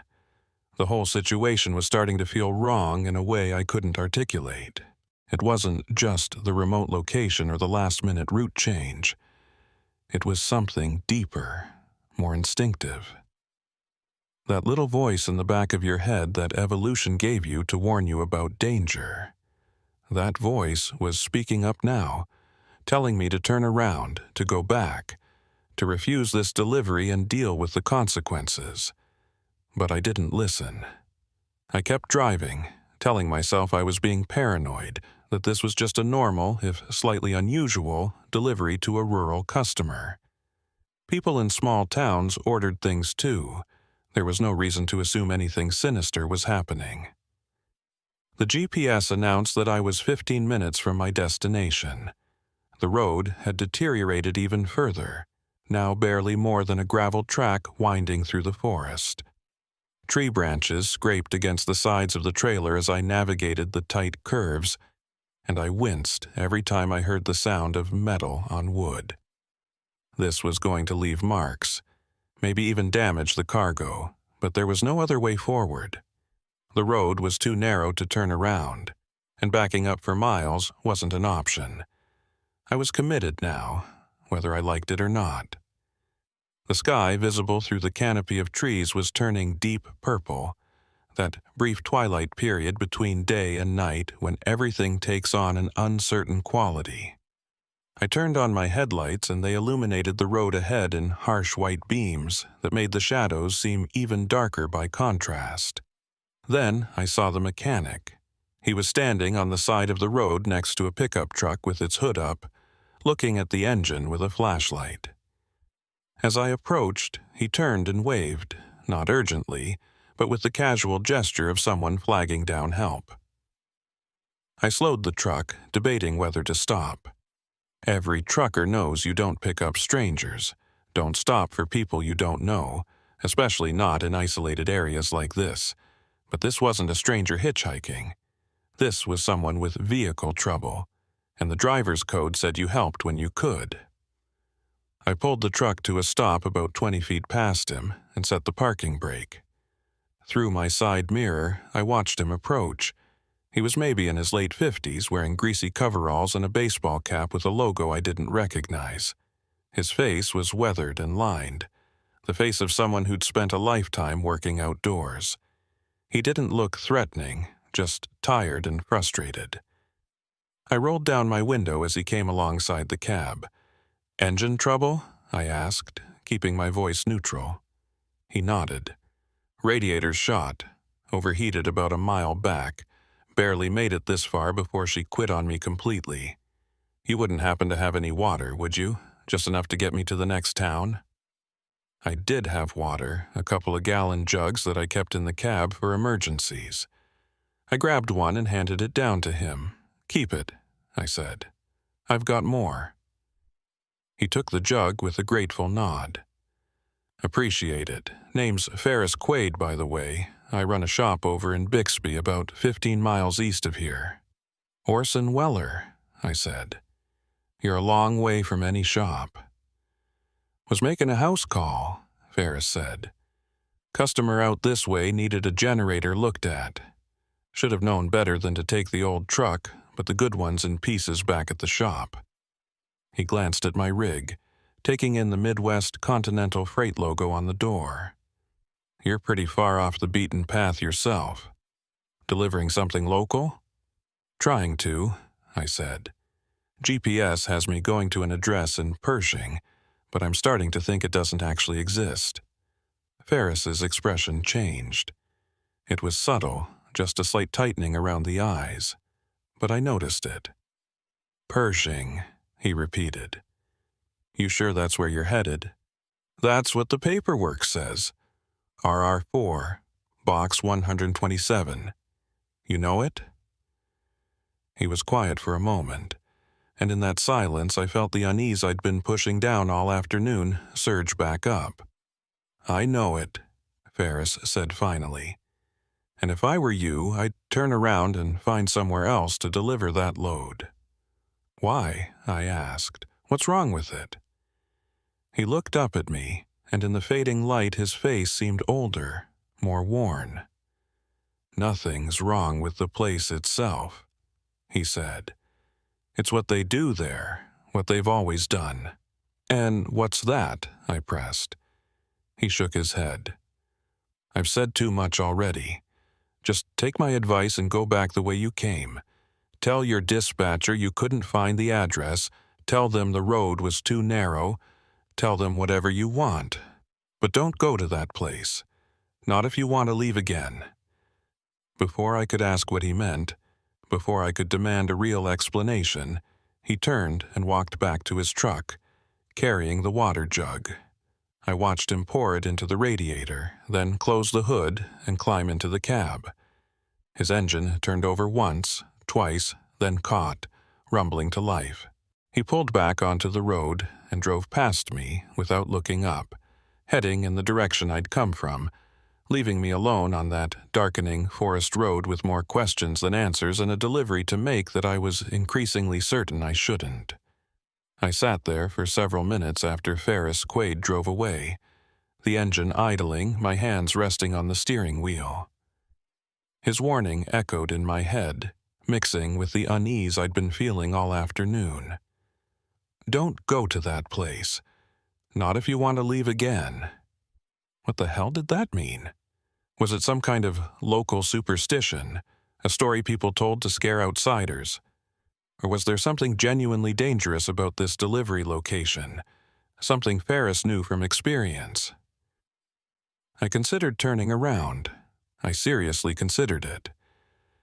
But the practical side of my brain, the part that had kept me employed and functional for 19 years, spoke up with cold logic.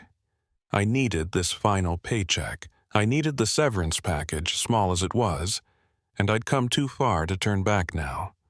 The road behind me was barely wide enough for the truck as it was. Attempting a turnaround would be risky at best, impossible at worst.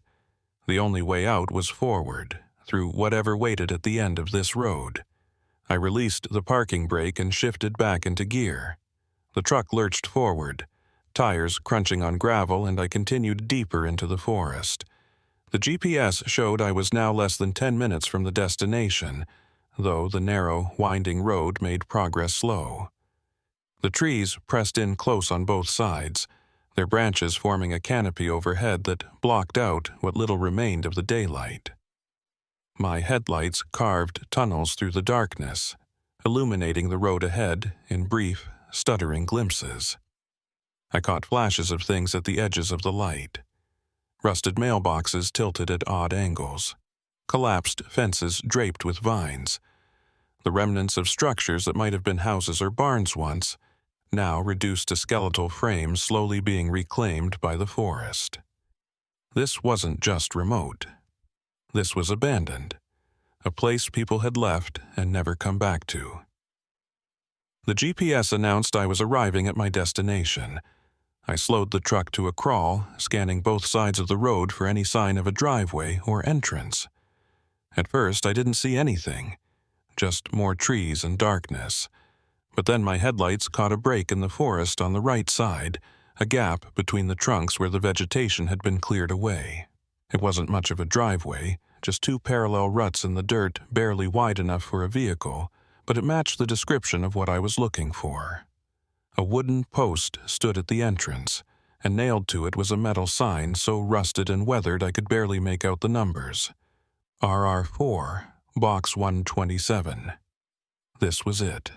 I turned the wheel and guided the truck off the main road and onto the driveway, feeling the suspension bounce and groan as the tires found every rut and pothole. The trees closed in around me, branches scraping the sides of the trailer with sounds that set my teeth on edge. The driveway stretched on much longer than I'd anticipated, winding through the forest for what must have been a quarter mile.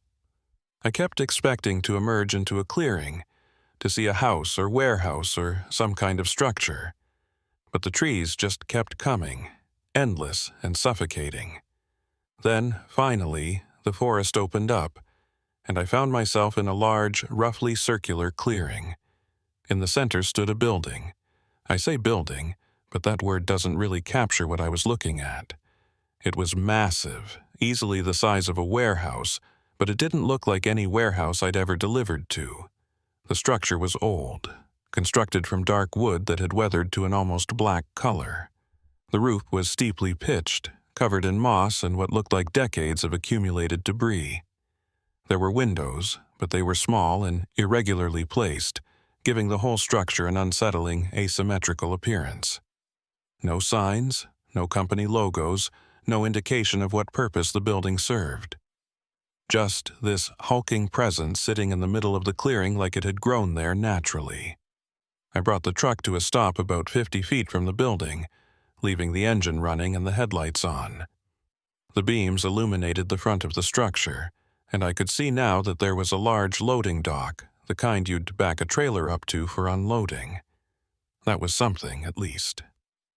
It meant this place was set up to receive freight, even if everything else about it screamed wrong. I grabbed my flashlight from the cab and climbed down, my boots hitting the packed dirt with a soft thud. The air here felt different, heavier, like the atmosphere before a thunderstorm.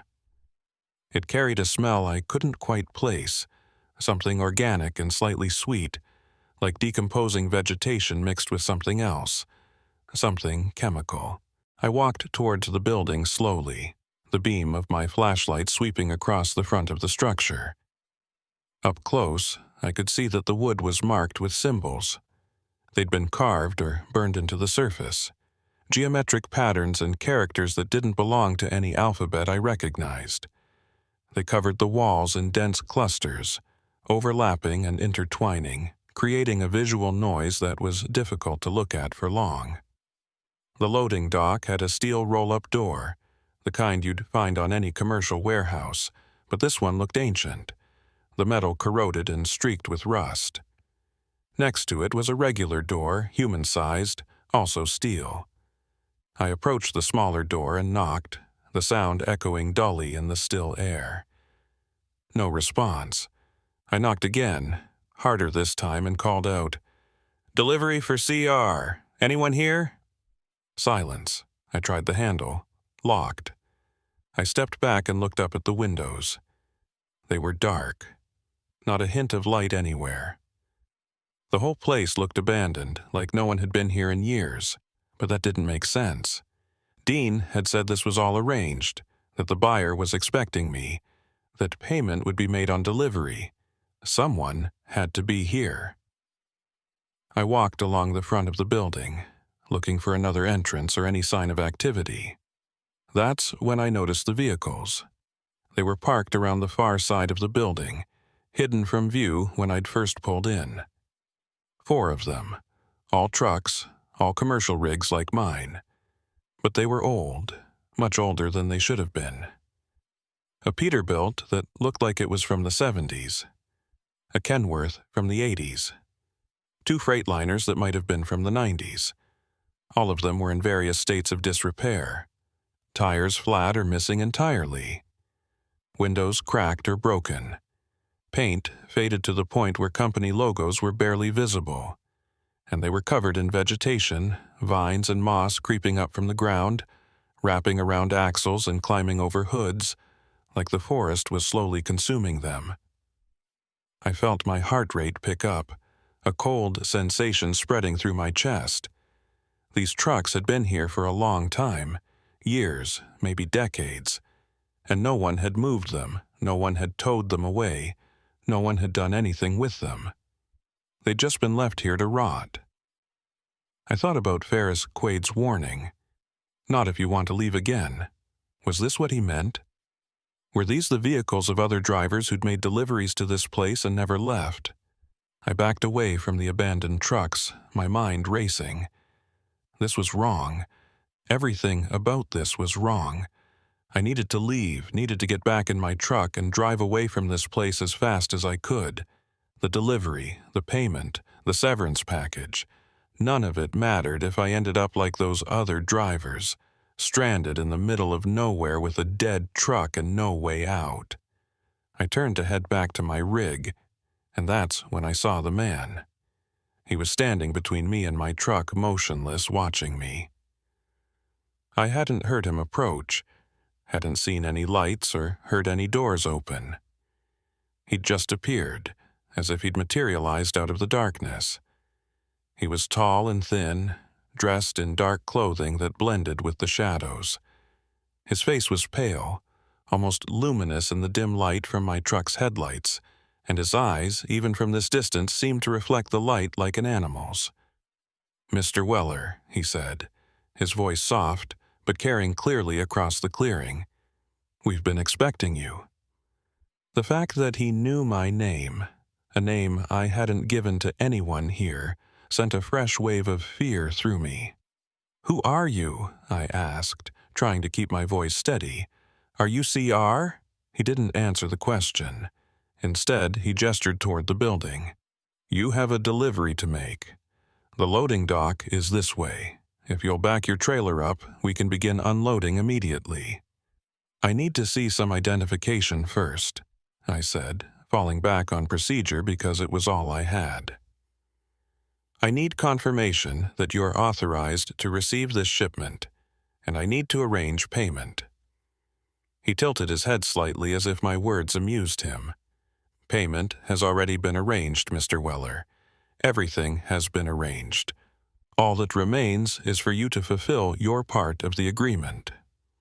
"What agreement?" I demanded. "I don't have an agreement with you. I have a work order from my company to deliver a load to an address. That's it. Now, if you can't provide proper identification and documentation, I can't release this cargo." The man took a step toward me, and something about the way he moved made my skin crawl. It wasn't quite right. The gait slightly off, like he was mimicking human movement without fully understanding it. "Your company no longer exists, Mr. Weller," he said. "Midwest Continental Freight ceased operations this morning. The terminal was closed, the assets seized, the remaining employees dismissed. There is no company for you to return to. There is only this delivery, this final obligation." He was right, and the knowledge of it hit me like a punch to the gut. I'd known the company was shutting down, but I hadn't realized it would happen so quickly. I'd thought I'd have time to finish this delivery, get back to the terminal, collect my money. But if what he was saying was true, if the company was already gone, then what was I doing here? Who was paying for this delivery? Who had arranged it? "Dean Haller sent me here," I said. "My supervisor. He said you'd pay cash on delivery." The man smiled, and it was the most unsettling expression I'd ever seen. Too wide, too knowing. Mr. Haller fulfilled his obligations admirably. He provided what was promised. Now you must do the same. "What obligations?" I asked, but I was starting to understand, starting to piece together what was happening. "What did Dean promise you?" "Drivers," the man said simply. "We require drivers for our operation. Experienced drivers who know the roads, who understand the work. Mr. Haller has been providing them to us for quite some time, sending them here under various pretenses. Final deliveries, route changes, special assignments. They come and they stay and they work. And in exchange, Mr. Haller received compensation that allowed him to maintain certain aspects of his lifestyle that his legitimate salary could not support." I felt sick. Dean had been selling out drivers to this place, whatever this place was, for money. How many others had he sent here over the years? How many drivers had made that final delivery and never come back? "I'm not staying here," I said, my voice shaking with anger and fear. "I'm getting in my truck, and I'm leaving, and you can't stop me." "Can't I?" the man asked, and he gestured toward my truck. I turned to look, and my blood ran cold. The Freightliner was different. The paint was faded, the chrome dulled, the tires showing signs of wear that hadn't been there minutes ago. It was aging, deteriorating before my eyes, joining the other abandoned vehicles in their slow decay. "What are you doing?" I shouted, running toward the truck. But the man was faster, impossibly fast, suddenly standing in front of me, blocking my path. Up close, I could see that his eyes weren't reflecting light. They were glowing, producing their own pale luminescence. His skin wasn't pale. It was gray, bloodless, like old meat. And when he smiled again, I saw that his teeth were too sharp, too numerous, filling his mouth in irregular rows. "You misunderstand your situation, Mr. Weller," he said. "You accepted the delivery. You drove to this location. You entered our territory.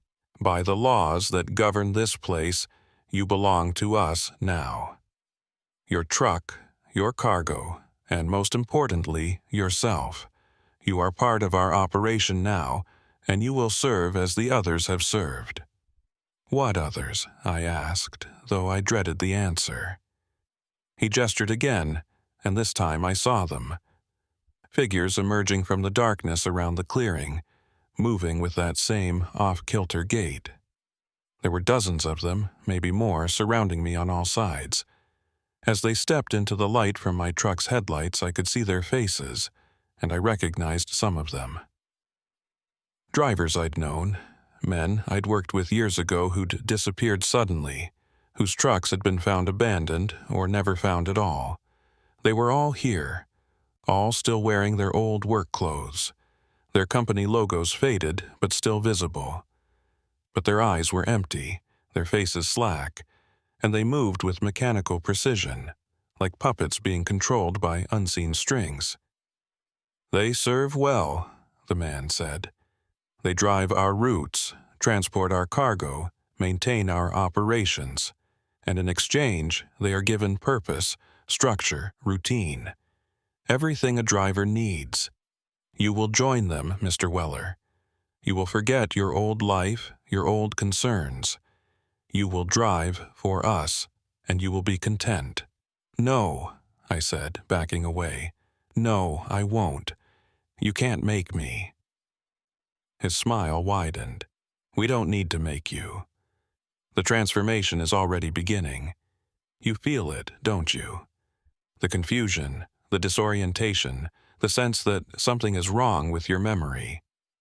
That's the first stage. Soon, you won't remember why you came here or what you were running from. You'll only know the road, the work, the eternal delivery that never ends. It's a mercy, really. He was right about one thing.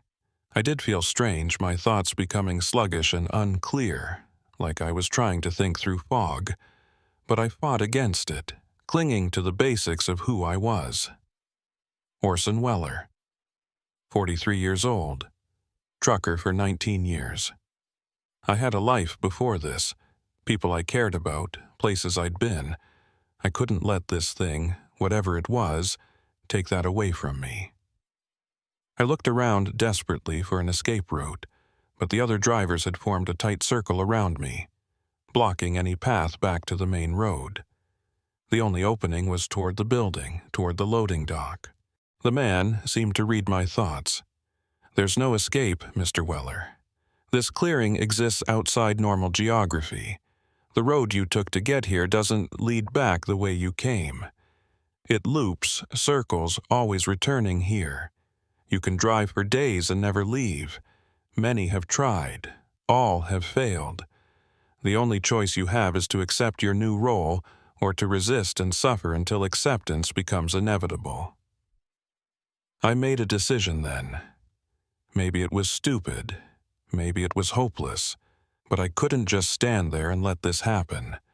I rushed forward, trying to break through the circle of drivers to reach my truck, to at least try to escape. But they grabbed me, their hands cold and strong, pulling me back. I fought, throwing punches that connected with solid flesh but seemed to cause no pain, no reaction. They were too strong, too many, and within seconds they had me restrained, arms pinned, unable to move. The man approached slowly, reaching into his coat. He pulled out something small and metallic, shaped like a key, but wrong somehow. The angles too acute, the surface covered in those same symbols I'd seen on the building. "This won't hurt," he said, holding the object up to the light. "You'll barely feel it, and when you wake, everything will be clear. You'll understand your purpose. You'll embrace your new life. You'll be home." He pressed the object against my forehead, and I felt a shock run through my entire body, like touching a live wire. My vision went white, then black, then filled with images I couldn't process, scenes that made no sense. Roads that twisted into impossible shapes, trucks that grew and shrank and merged with their drivers, cargo that screamed and bled and begged to be delivered. I tried to scream, but no sound came out, and then, mercifully, everything went dark. I woke up behind the wheel of my truck. That was the first thing I registered, the familiar sensation of sitting in the driver's seat, hands resting on the steering wheel, feet positioned near the pedals. For a moment, everything felt normal, like I'd just nodded off during a rest break and was now coming back to consciousness. But then the memories started flooding back, fragments at first, then in a rush that made my head spin. The clearing, the building, the abandoned trucks, the man with the glowing eyes, the other drivers, the ones who'd been taken before me, standing in a circle with empty faces. The object pressed to my forehead. The shock, the darkness. I jerked upright, my heart hammering, and looked around wildly. I was still in the clearing, still parked in front of that massive, symbol-covered building. But something was different. The light was different. It wasn't night anymore, or at least not the same night. The sky above was a strange, flat gray, like overcast dawn, but the quality of the light was wrong, sourceless, coming from everywhere and nowhere at once. I checked the clock on the dashboard. It read 3:47, but I had no idea if that was AM or PM or even what day it was. My phone was dead, completely drained despite having been fully charged when I arrived. I tried the ignition. The engine turned over immediately, rumbling to life with its familiar diesel growl, and relief washed through me. If the truck still worked, I could still escape. I could still get out of here. I put it in gear and started to turn the wheel, preparing to navigate back toward the narrow driveway that had brought me here. But before I could complete the turn, I saw them. The other drivers were standing in a line blocking the exit, shoulder to shoulder, creating a human barrier. They weren't moving, weren't threatening, just standing there watching me with those hollow, vacant eyes. I honked the horn, a long blast that should have made them scatter or at least react. They didn't move, didn't even flinch. They just stood there like statues, and I knew with sick certainty that they wouldn't move, that they would stand there forever if necessary to prevent me from leaving. I couldn't run them over. Even knowing what they were, what they'd become, they'd been human once, were still wearing human bodies. I couldn't bring myself to commit that kind of violence. So I reversed direction, backing up and turning the truck around to face the opposite side of the clearing. Maybe there was another way out, another road or path through the forest that the GPS hadn't shown me. The clearing was large, and I hadn't explored all of it. I accelerated across the open space, the truck bouncing over uneven ground, and headed for what looked like a gap in the trees. But as I got closer, the gap seemed to narrow, the trees shifting and closing in until there was no passage at all, just solid forest. I tried another direction, then another, circling the clearing like a trapped animal looking for an escape that didn't exist. Every potential exit closed off as I approached, the forest itself conspiring to keep me contained. Finally, exhausted and frustrated, I brought the truck to a stop near the center of the clearing and just sat there, engine idling, trying to think. The man had said the road looped, that it always led back here no matter which direction you took. Had he been telling the truth, or was it just psychological warfare? A way to break my will to resist. There was only one way to find out. I turned the truck back toward the driveway I'd come in on. The line of drivers was still there, blocking the path, but this time I didn't slow down. I accelerated directly toward them, hoping they'd break, hoping their survival instincts would override whatever control was being exerted over them. They didn't move. At the last second, when collision seemed inevitable, I jerked the wheel hard to the left, sending the truck into a skidding turn that brought me alongside them rather than into them. The trailer swung wide, its rear end passing within inches of the nearest driver, but I managed to avoid contact. And then I was past them, onto the narrow driveway, branches scraping and clawing at the truck as I pushed through. The driveway seemed longer than I remembered, stretching on and on through the dense forest. I kept my speed up as much as the terrain allowed, bouncing through potholes and ruts, not caring about the damage to the suspension or the cargo. All that mattered was getting away, putting distance between myself and that nightmarish place. After what felt like miles but was probably only a few hundred yards, I emerged onto the main road, the gravel track that had brought me here. I turned left, back the way I'd come, and pushed the accelerator down as far as it would go. The speedometer climbed 40, 50, 60 miles per hour, dangerously fast for a road this narrow and winding. But I didn't care. I needed to escape, needed to reach civilization, needed to find help. The forest blurred past on both sides, an endless wall of dark trees that all looked the same. I watched the odometer, tracking the distance. 1 mile, 2 miles, 3. I should have been seeing landmarks I recognized from the drive-in, the collapsed fences, the rusted mailboxes, the remnants of old structures. But there was nothing. Just more forest, more road, more darkness. After 5 miles, I saw something ahead. A break in the trees. An opening. Relief surged through me. This was it. The junction with the county road. The path back to normal roads, and normal towns, and normal life. I started to slow down, preparing to make the turn. But as I got closer, something about the opening looked familiar in the wrong way. The shape of it, the way the trees framed it, the angle of the shadows.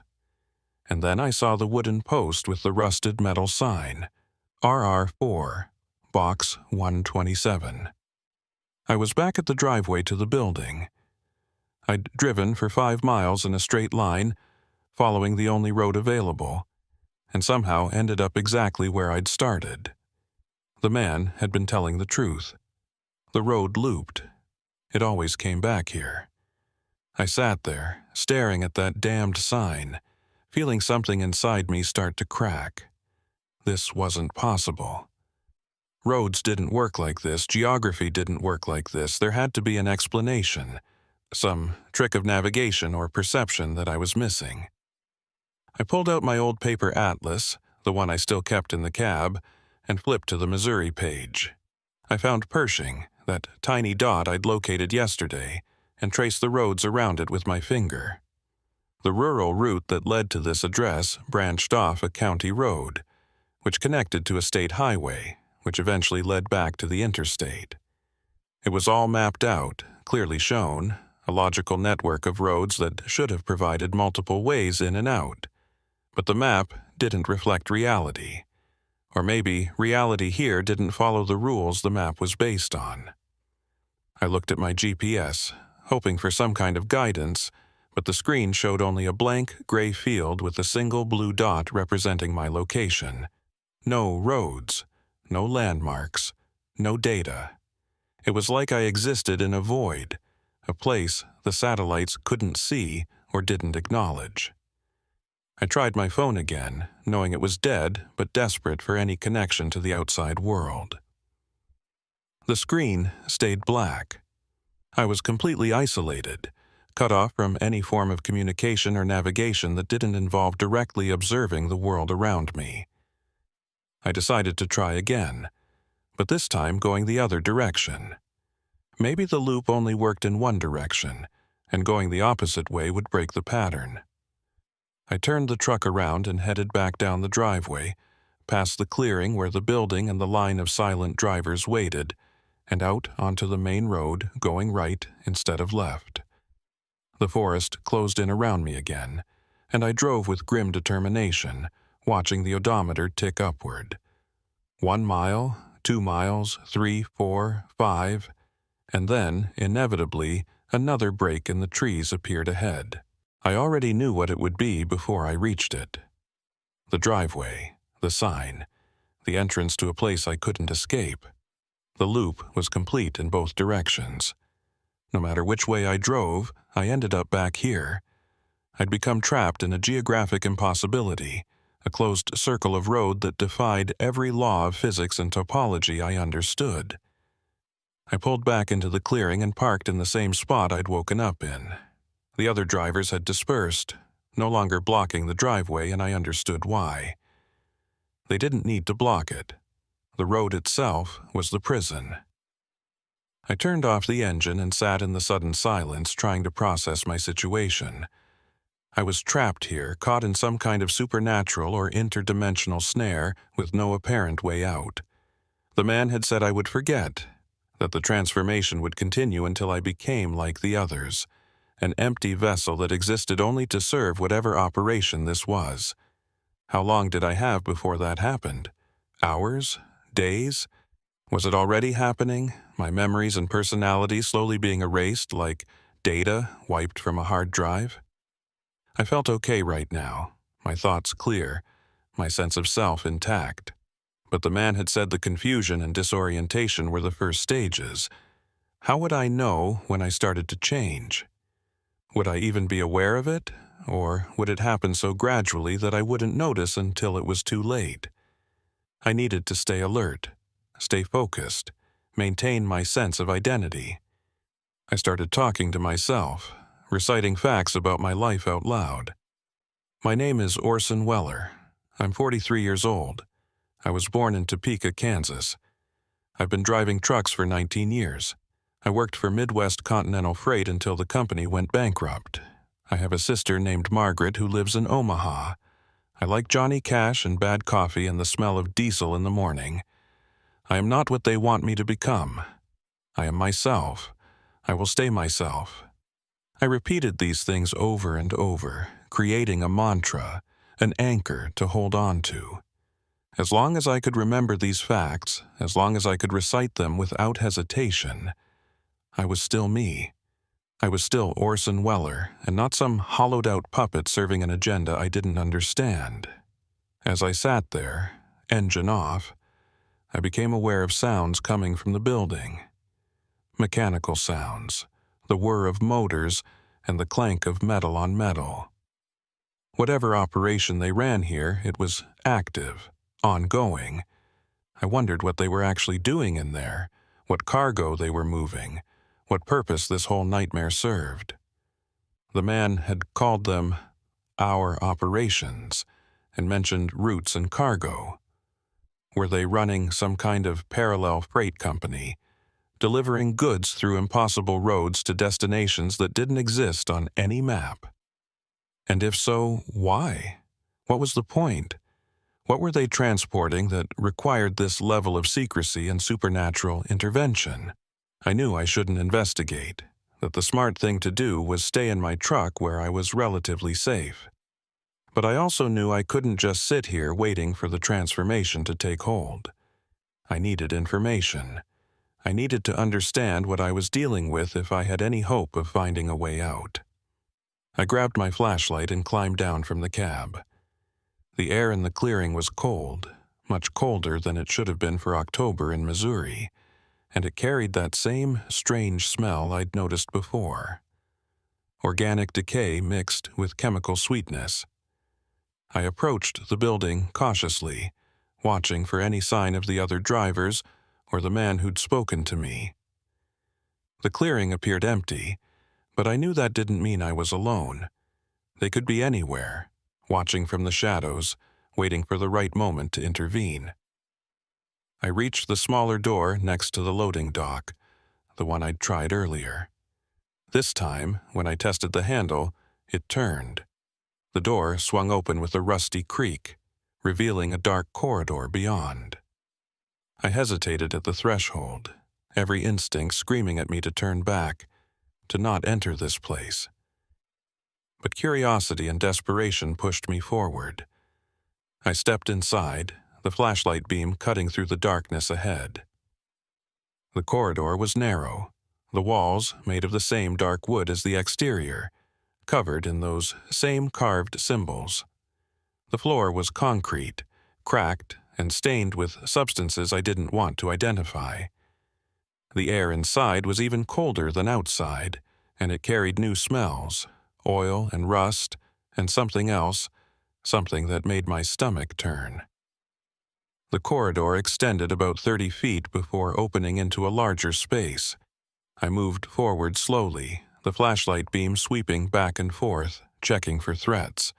The larger space turned out to be a warehouse floor, vast and cavernous, the ceiling lost in shadows high above. And it was full of trucks.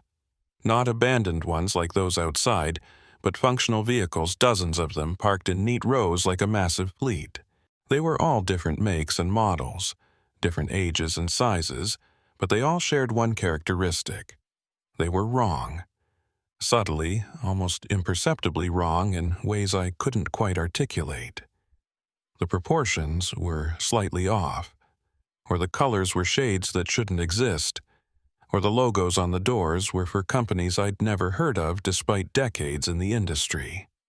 I walked among them, my footsteps echoing in the vast space, examining each vehicle. Some of them had trailers attached, the cargo doors sealed with locks and chains. Others were just tractors, the fifth wheels empty and waiting. I tried the door on one of the trucks, a red Peterbilt that looked relatively normal. It opened, and I shone my light inside. The interior was standard, seats and dashboard and controls, everything where it should be. But there was something written on the sun visor in what looked like dried blood. A single word in shaky handwriting: run. I backed away from the truck, my heart pounding, and that's when I heard the voices. They were coming from deeper in the warehouse.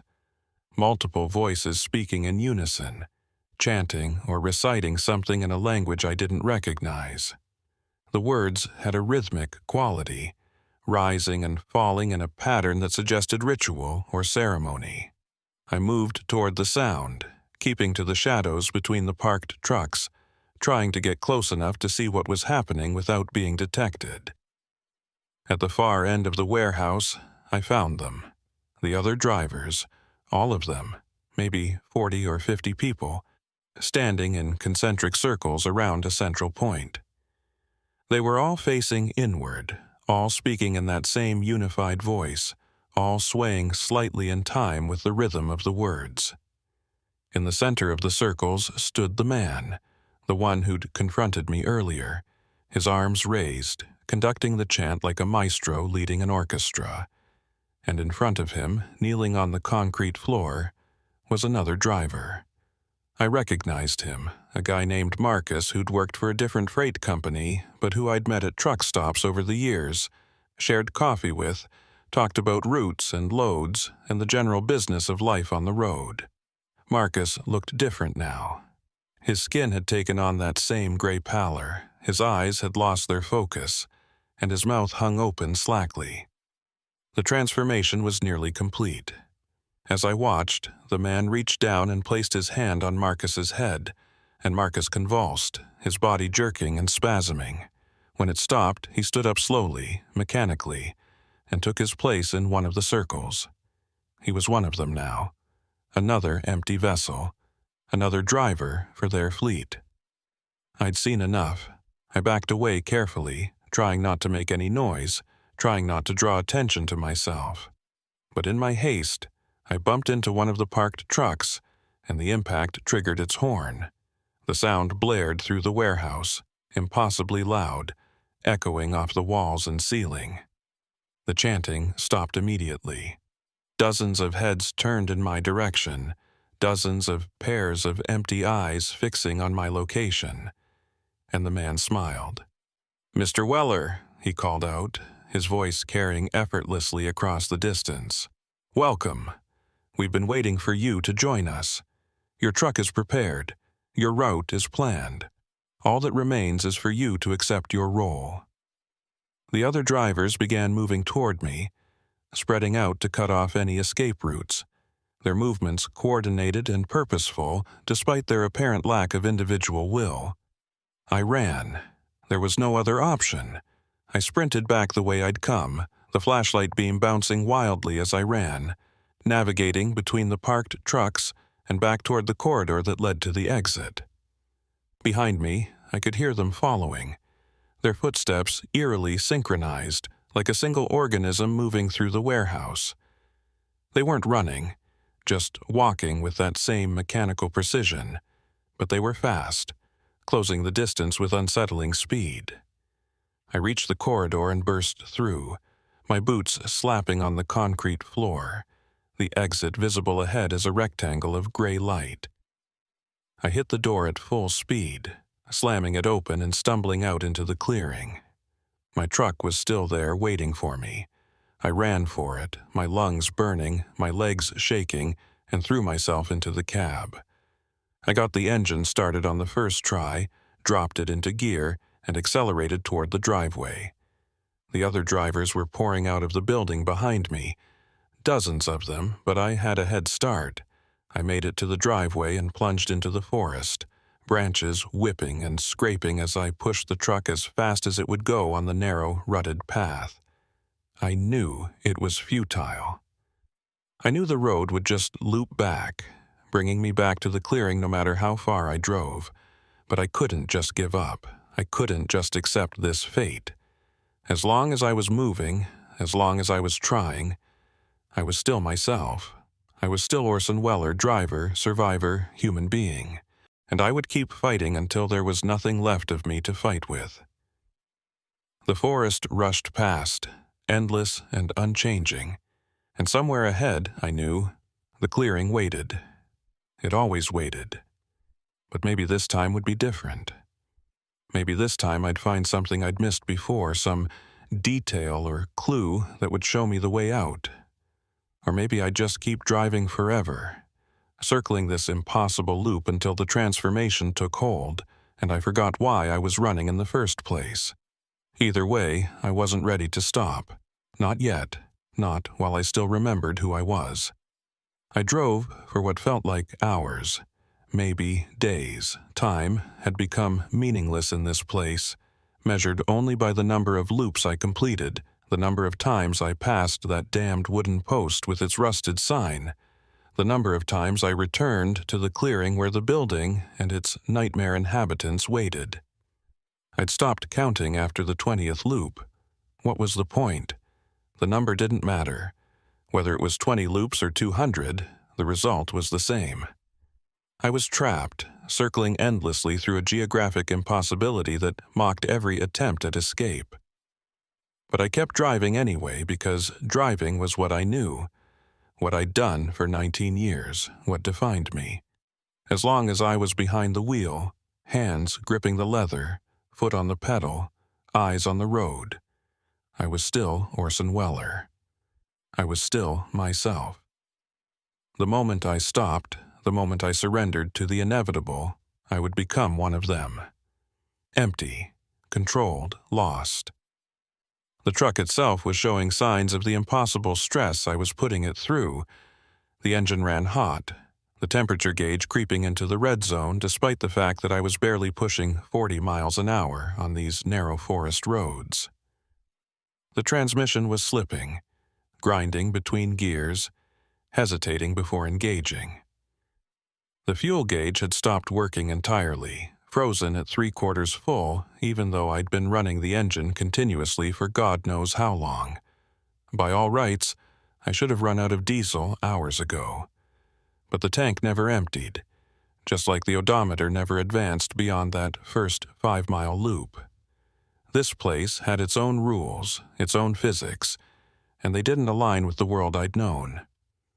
The truck would keep running until this place decided it shouldn't, until I served whatever purpose I'd been brought here for, until the transformation was complete and I took my place in that warehouse full of wrong vehicles and hollow-eyed drivers. I'd tried everything I could think of to break the loop. I'd driven slowly, carefully, paying attention to every landmark, every tree, every curve in the road, looking for some deviation, some branching path I might have missed. Nothing. The road was identical on every pass, unchanging and unyielding. I'd tried driving recklessly, pushing the truck as fast as it would go, taking corners without slowing, hoping that speed or momentum might somehow carry me through to a different outcome. Still nothing. I'd even tried stopping completely, parking the truck in the middle of the road and waiting to see what would happen.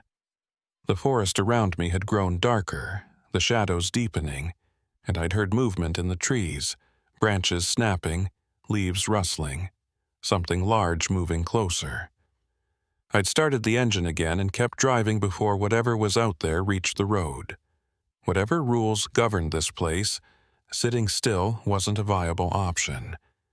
The clearing appeared ahead once more, that familiar break in the trees, and I slowed down without consciously deciding to. What was the point of rushing? I knew what was there. The building. The abandoned trucks slowly being consumed by vegetation. The other drivers, waiting with their empty eyes and mechanical movements. And him, the man with the glowing eyes and too many teeth, orchestrating it all. I pulled into the clearing and brought the truck to a stop, not at my usual spot, but closer to the building this time, maybe 50 feet from the loading dock. I left the engine running and sat there, staring at the structure, trying to understand it. What was this place? Who had built it? How long had it been here, pulling in drivers, transforming them, adding them to its collection? The building looked old, centuries old, but the operation inside seemed modern, or at least contemporary. The trucks, the cargo, the whole logistics apparatus suggested something that existed in parallel with the regular freight industry, not something ancient and separate from it. The man emerged from the building as if summoned by my presence. He moved with that same unnatural grace, crossing the distance between us in fewer steps than should have been possible. He stopped a few feet from my door and looked up at me through the windshield. His face was different than before, less human. The features had blurred, become indistinct, like a photograph left in water too long. Only the eyes remained sharp and clear, those glowing orbs that seemed to see through everything, to look past the surface and into whatever lay beneath. He didn't speak at first, just watched me with an expression I couldn't read. Curiosity, maybe, or patience. The look of someone who knew they'd already won and was just waiting for their opponent to realize it. Finally, he raised one hand and gestured for me to come out. I shook my head. He gestured again, more insistently. I stayed where I was, hands on the wheel, foot hovering over the accelerator, ready to drive away even though I knew it wouldn't accomplish anything. "You can't stay in there forever, Mr. Weller," he called out, his voice carrying easily through the closed windows. "Eventually, you'll need to sleep, need to eat, need to relieve yourself. The human body has requirements that can't be ignored indefinitely, and when you finally step out, when exhaustion or necessity forces you from that cab, we'll be waiting. Why prolong the inevitable? Why make this harder than it needs to be?" He was right, and I knew it.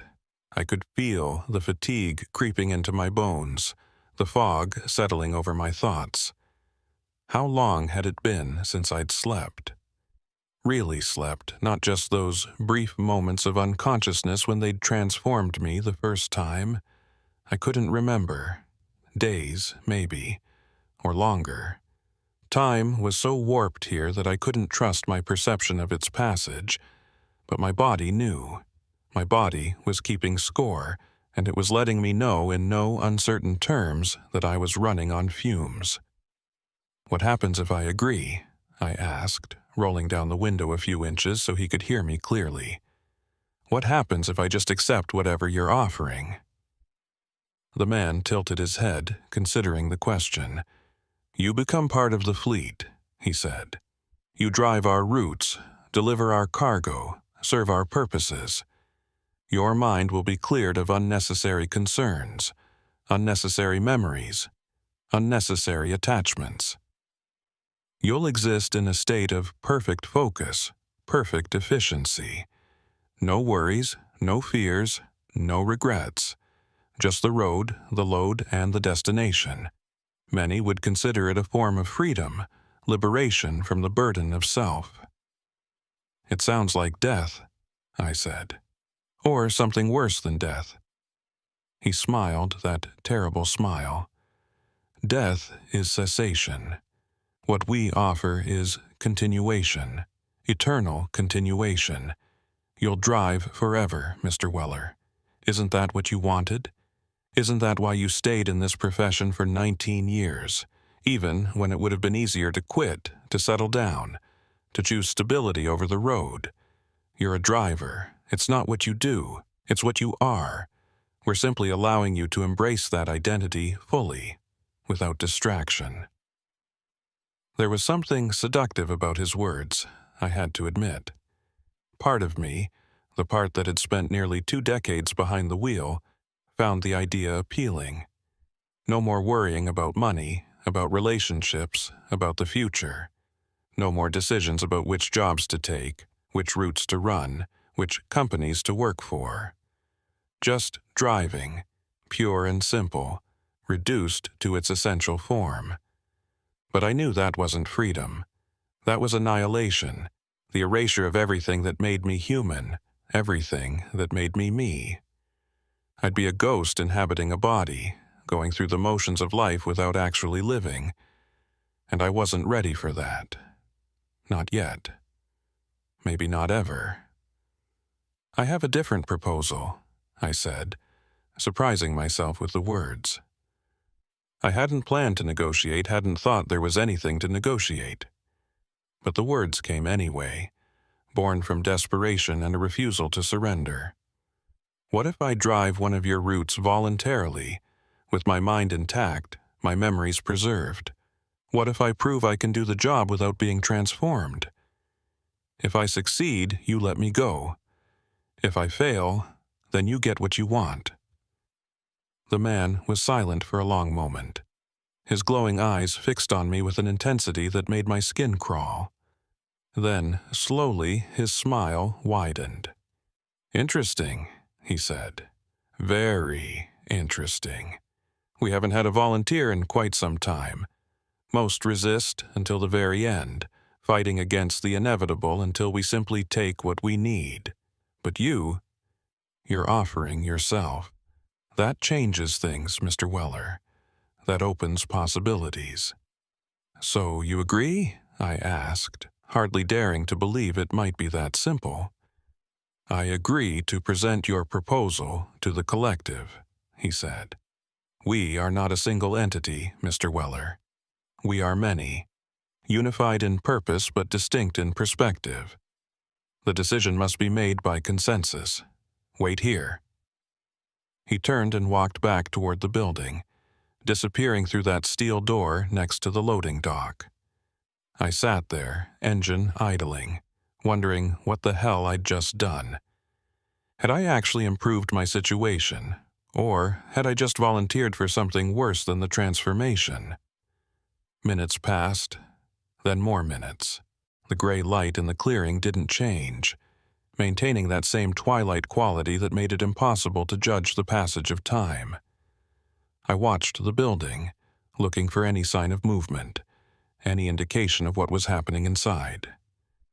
The other drivers began to emerge, one by one, filing out through various doors and taking up positions around my truck. They formed a loose circle, not threatening, not blocking my escape, just standing there watching. Waiting. I counted them as they appeared. 47 in total. 47 people who'd been where I was now, who'd made or been forced into the same journey, who'd lost themselves to this place and whatever power controlled it. Would I become number 48? The man returned, accompanied by 2 others I hadn't seen before. They were similar to him. That same blur where human features should be, those same glowing eyes, that same sense of wrongness that radiated from them like heat. The 3 of them approached my truck together, moving in perfect synchronization. "The collective has considered your proposal," the first man said, "and we have reached a decision. You will be given 1 opportunity to complete a delivery on our terms, with your consciousness intact. You will be provided with a vehicle from our fleet, a cargo that must reach its destination, and a route that must be followed precisely. You will have no assistance, no guidance beyond what the route itself provides. If you successfully complete the delivery and return here with proof of completion, you will be released. The road will open for you and you may leave. You'll remember everything, and you'll be free to tell your story to whoever will believe it. But if you fail, if you deviate from the route, if you abandon the cargo, if you do not return within the allotted time, then your consciousness will be forfeit immediately. You will join the collective without further delay. Do you accept these terms?" I thought about it for maybe 5 seconds. It was a gamble, a huge risk with unclear odds of success. But it was better than the alternative, which was slow deterioration followed by inevitable transformation. At least this way, I had a chance, however slim. "I accept," I said. They had me park my Freightliner near the other abandoned trucks and led me back into the warehouse. In the harsh, fluorescent light that now illuminated the space, I got a better look at the fleet. There had to be 100 vehicles here, maybe more, representing every era of trucking from the last 50 years. The one they assigned me was a 1985 Kenworth W900, a classic long-nose conventional. The kind of truck that looked like it had been built when trucks were meant to be machines, not computers on wheels. It was in remarkably good condition for its age. The paint still glossy, the chrome still gleaming, the interior clean and well-maintained. But like everything else in this place, it was wrong in subtle ways. The dashboard had too many gauges, displays for readings I didn't recognize. The steering wheel was slightly too large, the seat slightly too low, and the trailer attached to it, a 40-foot dry van, was covered in those same symbols I'd seen on the building's exterior. They gave me a manifest, a single sheet of paper with minimal information. The cargo was listed only as essential materials. The destination was an address in a town I'd never heard of, Crofton Heights, with no state or zip code provided. The route was marked on an attached map, a hand-drawn document showing roads that didn't appear on any atlas I'd ever seen. The path wound through regions labeled only with symbols, no names, no landmarks, just those geometric patterns that hurt to look at directly. The delivery window was marked as sunset to sunrise, which gave me roughly 12 hours, assuming time worked normally where I was going. "You will follow this route exactly," one of the collective told me, pointing at the map. "Any deviation, any attempt to explore or investigate will be considered a failure. You will not stop except at designated rest points marked with this symbol." He indicated a specific marking on the map, something that looked like 3 circles connected by lines. "You will not open the cargo area. You will not speak to anyone you encounter unless they speak to you first. You will not attempt to document your journey, and you will return here with this." He handed me a metal box, roughly the size of a lunchbox, with a hinged lid secured by a complex locking mechanism. "Your proof of delivery. The recipient will provide what goes inside. Do not open it. Do not examine it. Simply bring it back. Those are the rules. Break them, and the agreement is void." I took the box, feeling its weight, hearing something shift inside when I moved it. Something small and metallic maybe, or possibly organic. I didn't ask. That would be violating the spirit of the agreement even before I started. I climbed into the Kenworth, adjusted the seat and mirrors, and familiarized myself with the controls. It was similar enough to trucks I'd driven before that I felt reasonably confident I could handle it, despite its age and the subtle wrongness of everything. The collective had gathered around the truck, all of them, forming that same circle pattern I'd seen during the transformation ritual. They weren't chanting this time, just watching in silence, their glowing eyes creating a ring of pale light around the vehicle. The first man approached my window one last time. "Remember, Mr. Weller," he said softly. "The route must be followed exactly. The collective will know if you stray. And if you do, you'll feel the change begin immediately. Your thoughts will cloud, your memories will fade, and by the time you realize what's happening, it will be too late to save yourself. Drive true. Drive straight. And perhaps you'll see the world beyond these woods again." I started the engine, an old diesel that rumbled and shook, and put the transmission in gear. The bay door at the far end of the warehouse began to rise, revealing not the clearing I expected, but a road, a real paved road stretching into darkness. That was my route. That was my path to possible freedom. I released the brake and rolled forward, leaving the warehouse and the collective behind, entering a tunnel of darkness that seemed to swallow light. The last thing I saw in my mirrors was the circle of glowing eyes watching me go, patient and eternal.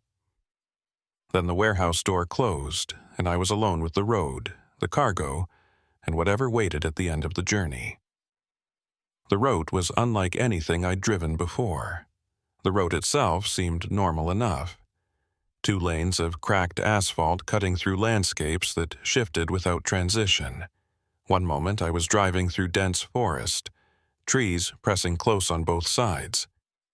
The next, I was crossing an open plain under a sky full of stars I didn't recognize, constellations that formed patterns I'd never seen.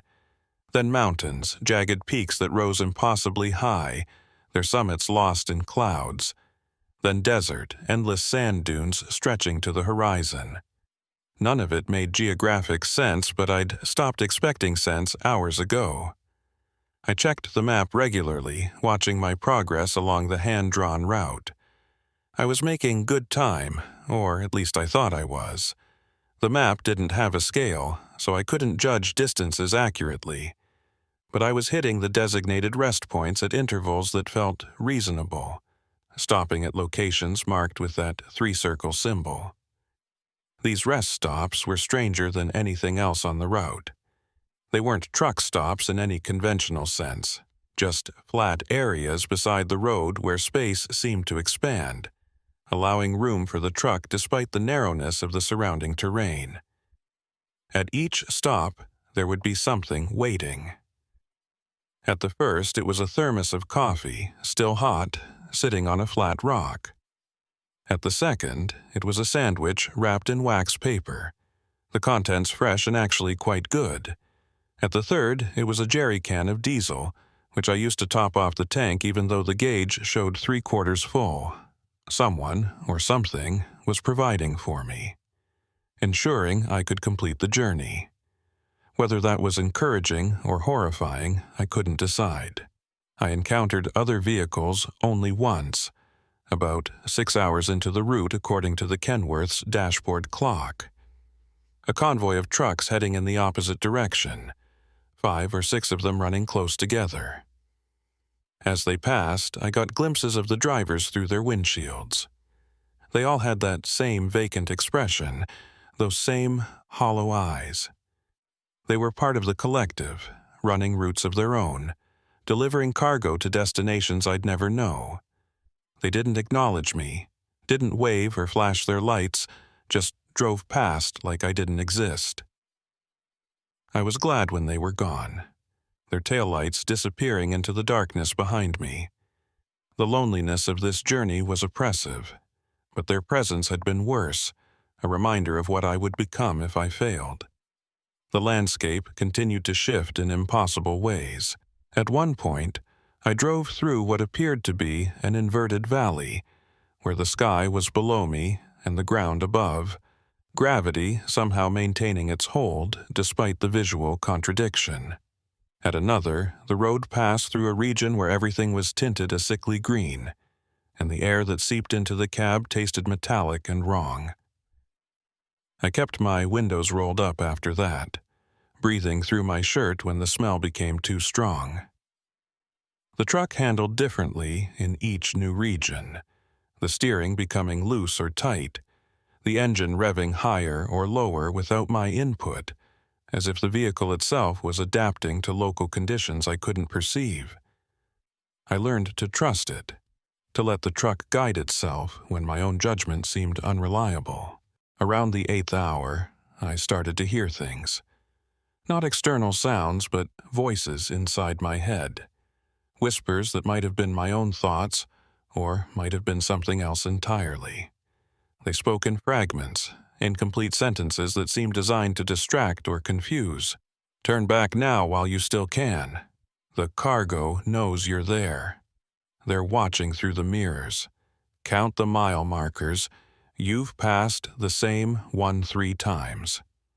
I tried to ignore them, focusing on the road, on the map, on the simple mechanical task of driving. But the voices persisted, growing louder, more insistent. At one point, I was convinced I heard Dean Holler's voice apologizing, explaining that he'd had no choice, that the collective had given him an ultimatum years ago, and he'd been sending drivers ever since to save himself. I didn't know if that was true or just another trick, another psychological assault designed to break my concentration. The ninth hour brought visual distortions. The road ahead would split into multiple versions of itself, each one slightly different, and I'd have to choose which one to follow based on instinct alone since the map couldn't show me something that was changing in real time. Sometimes I chose correctly, and the road would resolve back into a single path.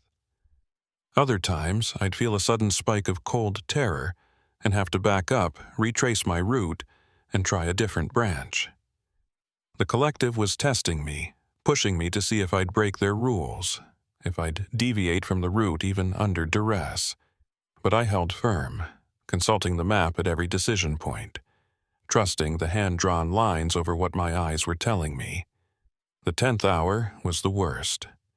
The landscape outside the windows became actively hostile, pressing in against the truck, creating the sensation that I was driving through a tunnel that was slowly collapsing.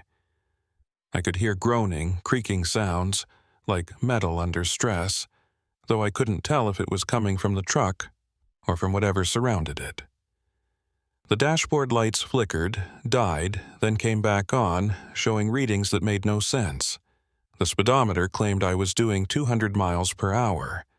The fuel gauge showed completely empty, then completely full, oscillating back and forth. The temperature gauge was pegged in the red, but when I touched the hood later, it was ice cold. I kept driving because stopping wasn't an option. Wouldn't be an option until I reached Crofton Heights or died trying. Finally, after what the clock insisted was 11 hours but which felt like a lifetime compressed into impossibility, I saw a light ahead. Not headlights or streetlights, but a glow on the horizon, steady and bright. The town, Crofton Heights. It had to be. I'd made it. Or at least I'd made it this far. The delivery still had to be completed, the proof obtained, the return journey survived. But this was progress, real progress, and for the first time since entering that clearing back in Missouri, I felt something like hope. Crofton Heights was small, maybe a dozen buildings clustered around a central square, all of them dark except for one. A warehouse, or maybe a factory, judging by the size and shape of the structure. That's where the light was coming from, spilling out through tall windows and an open loading bay. I followed the map's final instruction, a simple arrow pointing toward the building, and pulled into the lot. A figure stood in the loading bay, silhouetted against the light, waiting. I backed the trailer up to the dock, set the brake, and climbed down with the metal box in hand. The figure resolved into a woman as I got closer, middle-aged, wearing coveralls and work gloves. She looked normal, human, with none of the wrongness that characterized the collective. Her eyes were just eyes, brown and tired and slightly wary. "You're the delivery from the collective," she said. It wasn't a question. "I am," I confirmed. "Do you have authorization?" I wasn't sure how to answer that. I had a manifest, a map, and a metal box. Was that authorization? She seemed to read my confusion. "Never mind," she said. "If you made it this far, you're authorized. Let's get this unloaded." We spent the next 20 minutes transferring the cargo from the trailer to her warehouse. The crates were heavy, unmarked, sealed with the same complex locks I'd seen on the metal box.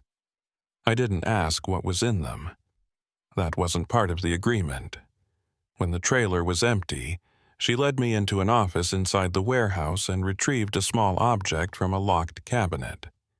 It looked like a gear, brass or bronze, worn smooth by age or handling. She placed it in the metal box I'd brought, and I heard a click as the lock engaged automatically. "That's your proof," she said. "Take it back to them. They'll know what it means." "Can I ask you something?" I said, unable to contain my curiosity. "This town, these deliveries, what is all this? What are we really transporting?" She looked at me for a long moment, seeming to weigh whether she should answer. "Infrastructure," she said finally. "We're building something piece by piece, delivery by delivery. something that will change everything once it's complete. The collective provides the pieces. We assemble them, and when we're done, the barriers between their world and ours will dissolve. That's all I can tell you. That's all I know. I left Crofton Heights with more questions than answers, but at least I had the proof. The return journey was faster, the route somehow compressed, the landscapes passing in a blur. The voices in my head had gone silent. The visual distortions had ceased. It was as if the collective had gotten what they wanted from me during the outbound trip and saw no need to test me further on the return. Or maybe they were conserving their strength for whatever came next. I made it back to the warehouse just as the dashboard clock rolled over to show 12 hours exactly. The bay door opened as I approached, and I drove inside to find the collective waiting. All of them standing in that circle formation again. I parked the Kenworth and climbed down with the metal box. The first man stepped forward and took it from me, opening the lock with a touch of his finger. He examined the gear inside, turned it over in his hands, held it up to the light. Then he closed the box and looked at me with what might have been respect, or might have been something else entirely. "You succeeded," he said. "Against considerable odds, you completed the delivery. The collective honors its agreements, Mr. Weller. You are free to leave. Your truck has been restored, fueled, and positioned at the exit. The road will open for you. You may go home." He gestured toward my Freightliner, which sat near the open bay door, looking exactly as it had when I'd first arrived. No signs of age or deterioration. The paint gleamed. The chrome sparkled. It looked brand new, better than it had in years. I walked toward it slowly, hardly daring to believe this was real, that I was actually being released. But before I climbed into the cab, I turned back. I had to know. I had to understand. "Why?" I asked. "Why honor the agreement? Why let me go when you could just take me like you took the others?" The man tilted his head, considering. "Because the collective values different forms of service," he said. "Those who resist, we transform and utilize directly. But those who volunteer, who prove themselves capable, who complete the trial, we release to spread the word, to tell the story, to ensure that when we need more drivers, more willing participants, they'll come because they've heard it's possible to survive. You're an investment, Mr. Weller, a seed we're planting for future harvest. Go, tell your story, and when we call again, bring us more like you. Bring us drivers who won't resist, who'll accept the offer, who'll see the opportunity in what we provide. The barriers are thinning. The infrastructure's nearly complete. Soon, we won't need to hide in clearings and abandoned warehouses. Soon, our roads will merge with yours, and every driver will have the choice you had. We're preparing for that day, Mr. Weller, and you're going to help us, whether you intend to or not." The implications of his words hit me like a physical blow. They weren't just transforming individual drivers. They were planning something larger, something that would affect the entire trucking industry, maybe the entire world. And by letting me go, by letting me tell this story, they were counting on curiosity, on recklessness, on the same desperate circumstances that had led me here in the first place to bring them more victims, more raw material for their fleet, more consciousness to harvest and repurpose. I wanted to refuse, wanted to tell him I wouldn't be part of it, that I'd warn everyone, that I'd make sure no one else fell into this trap. But we both knew that was a lie. People would come. They always did. The desperate, the curious, the ones who thought they were smarter or luckier or more capable than the drivers who'd disappeared before them. And the collective would be waiting. I climbed into my Freightliner without another word.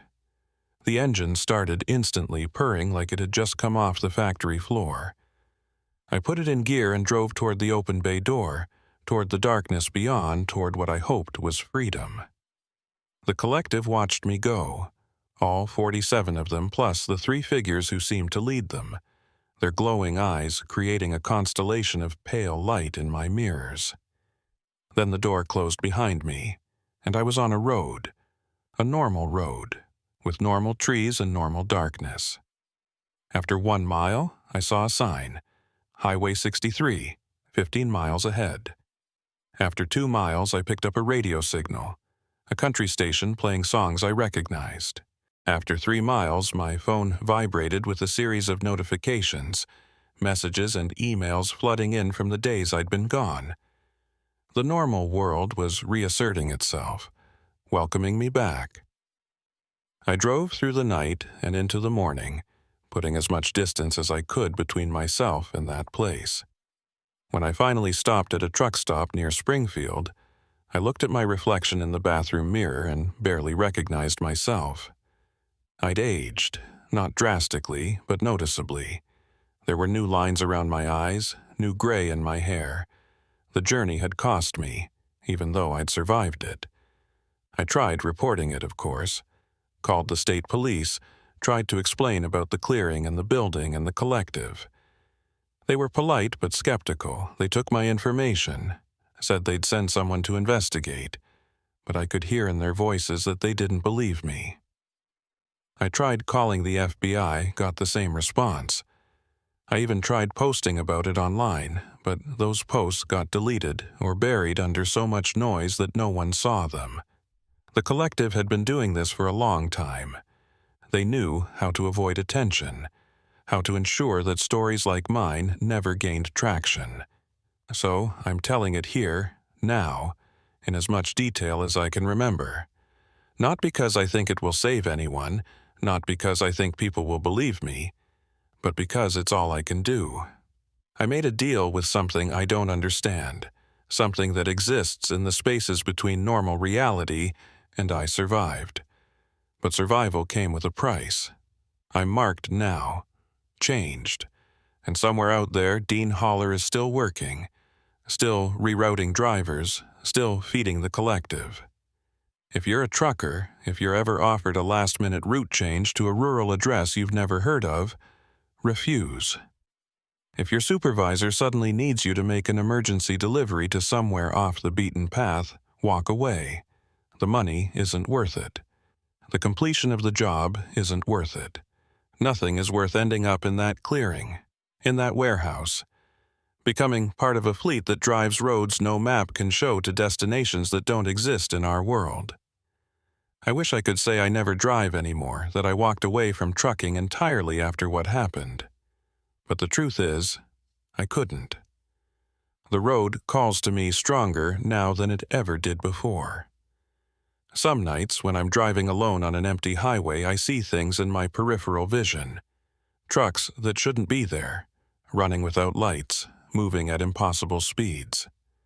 I see exits that aren't on any map, rest stops that vanish when I try to approach them. The barriers between their world and ours are thinning, just like the man said, and I'm afraid of what will happen when they finally dissolve completely. When every road becomes their road, when every driver has to make the choice I made, when the collective doesn't need to hide anymore. That day is coming. I can feel it, and when it arrives, there won't be any deals, any trials, any chance of escape. There will only be the road, eternal and unchanging, and the drivers who serve it forever. I got out, but I'm not free. I'll never be free. And neither will you if you're not careful. Watch the roads. Trust your instincts. And if something feels wrong, if a delivery seems too good to be true, if your route suddenly changes without good reason, remember this story. Remember Orson Welles, who drove for the collective and lived to tell about it.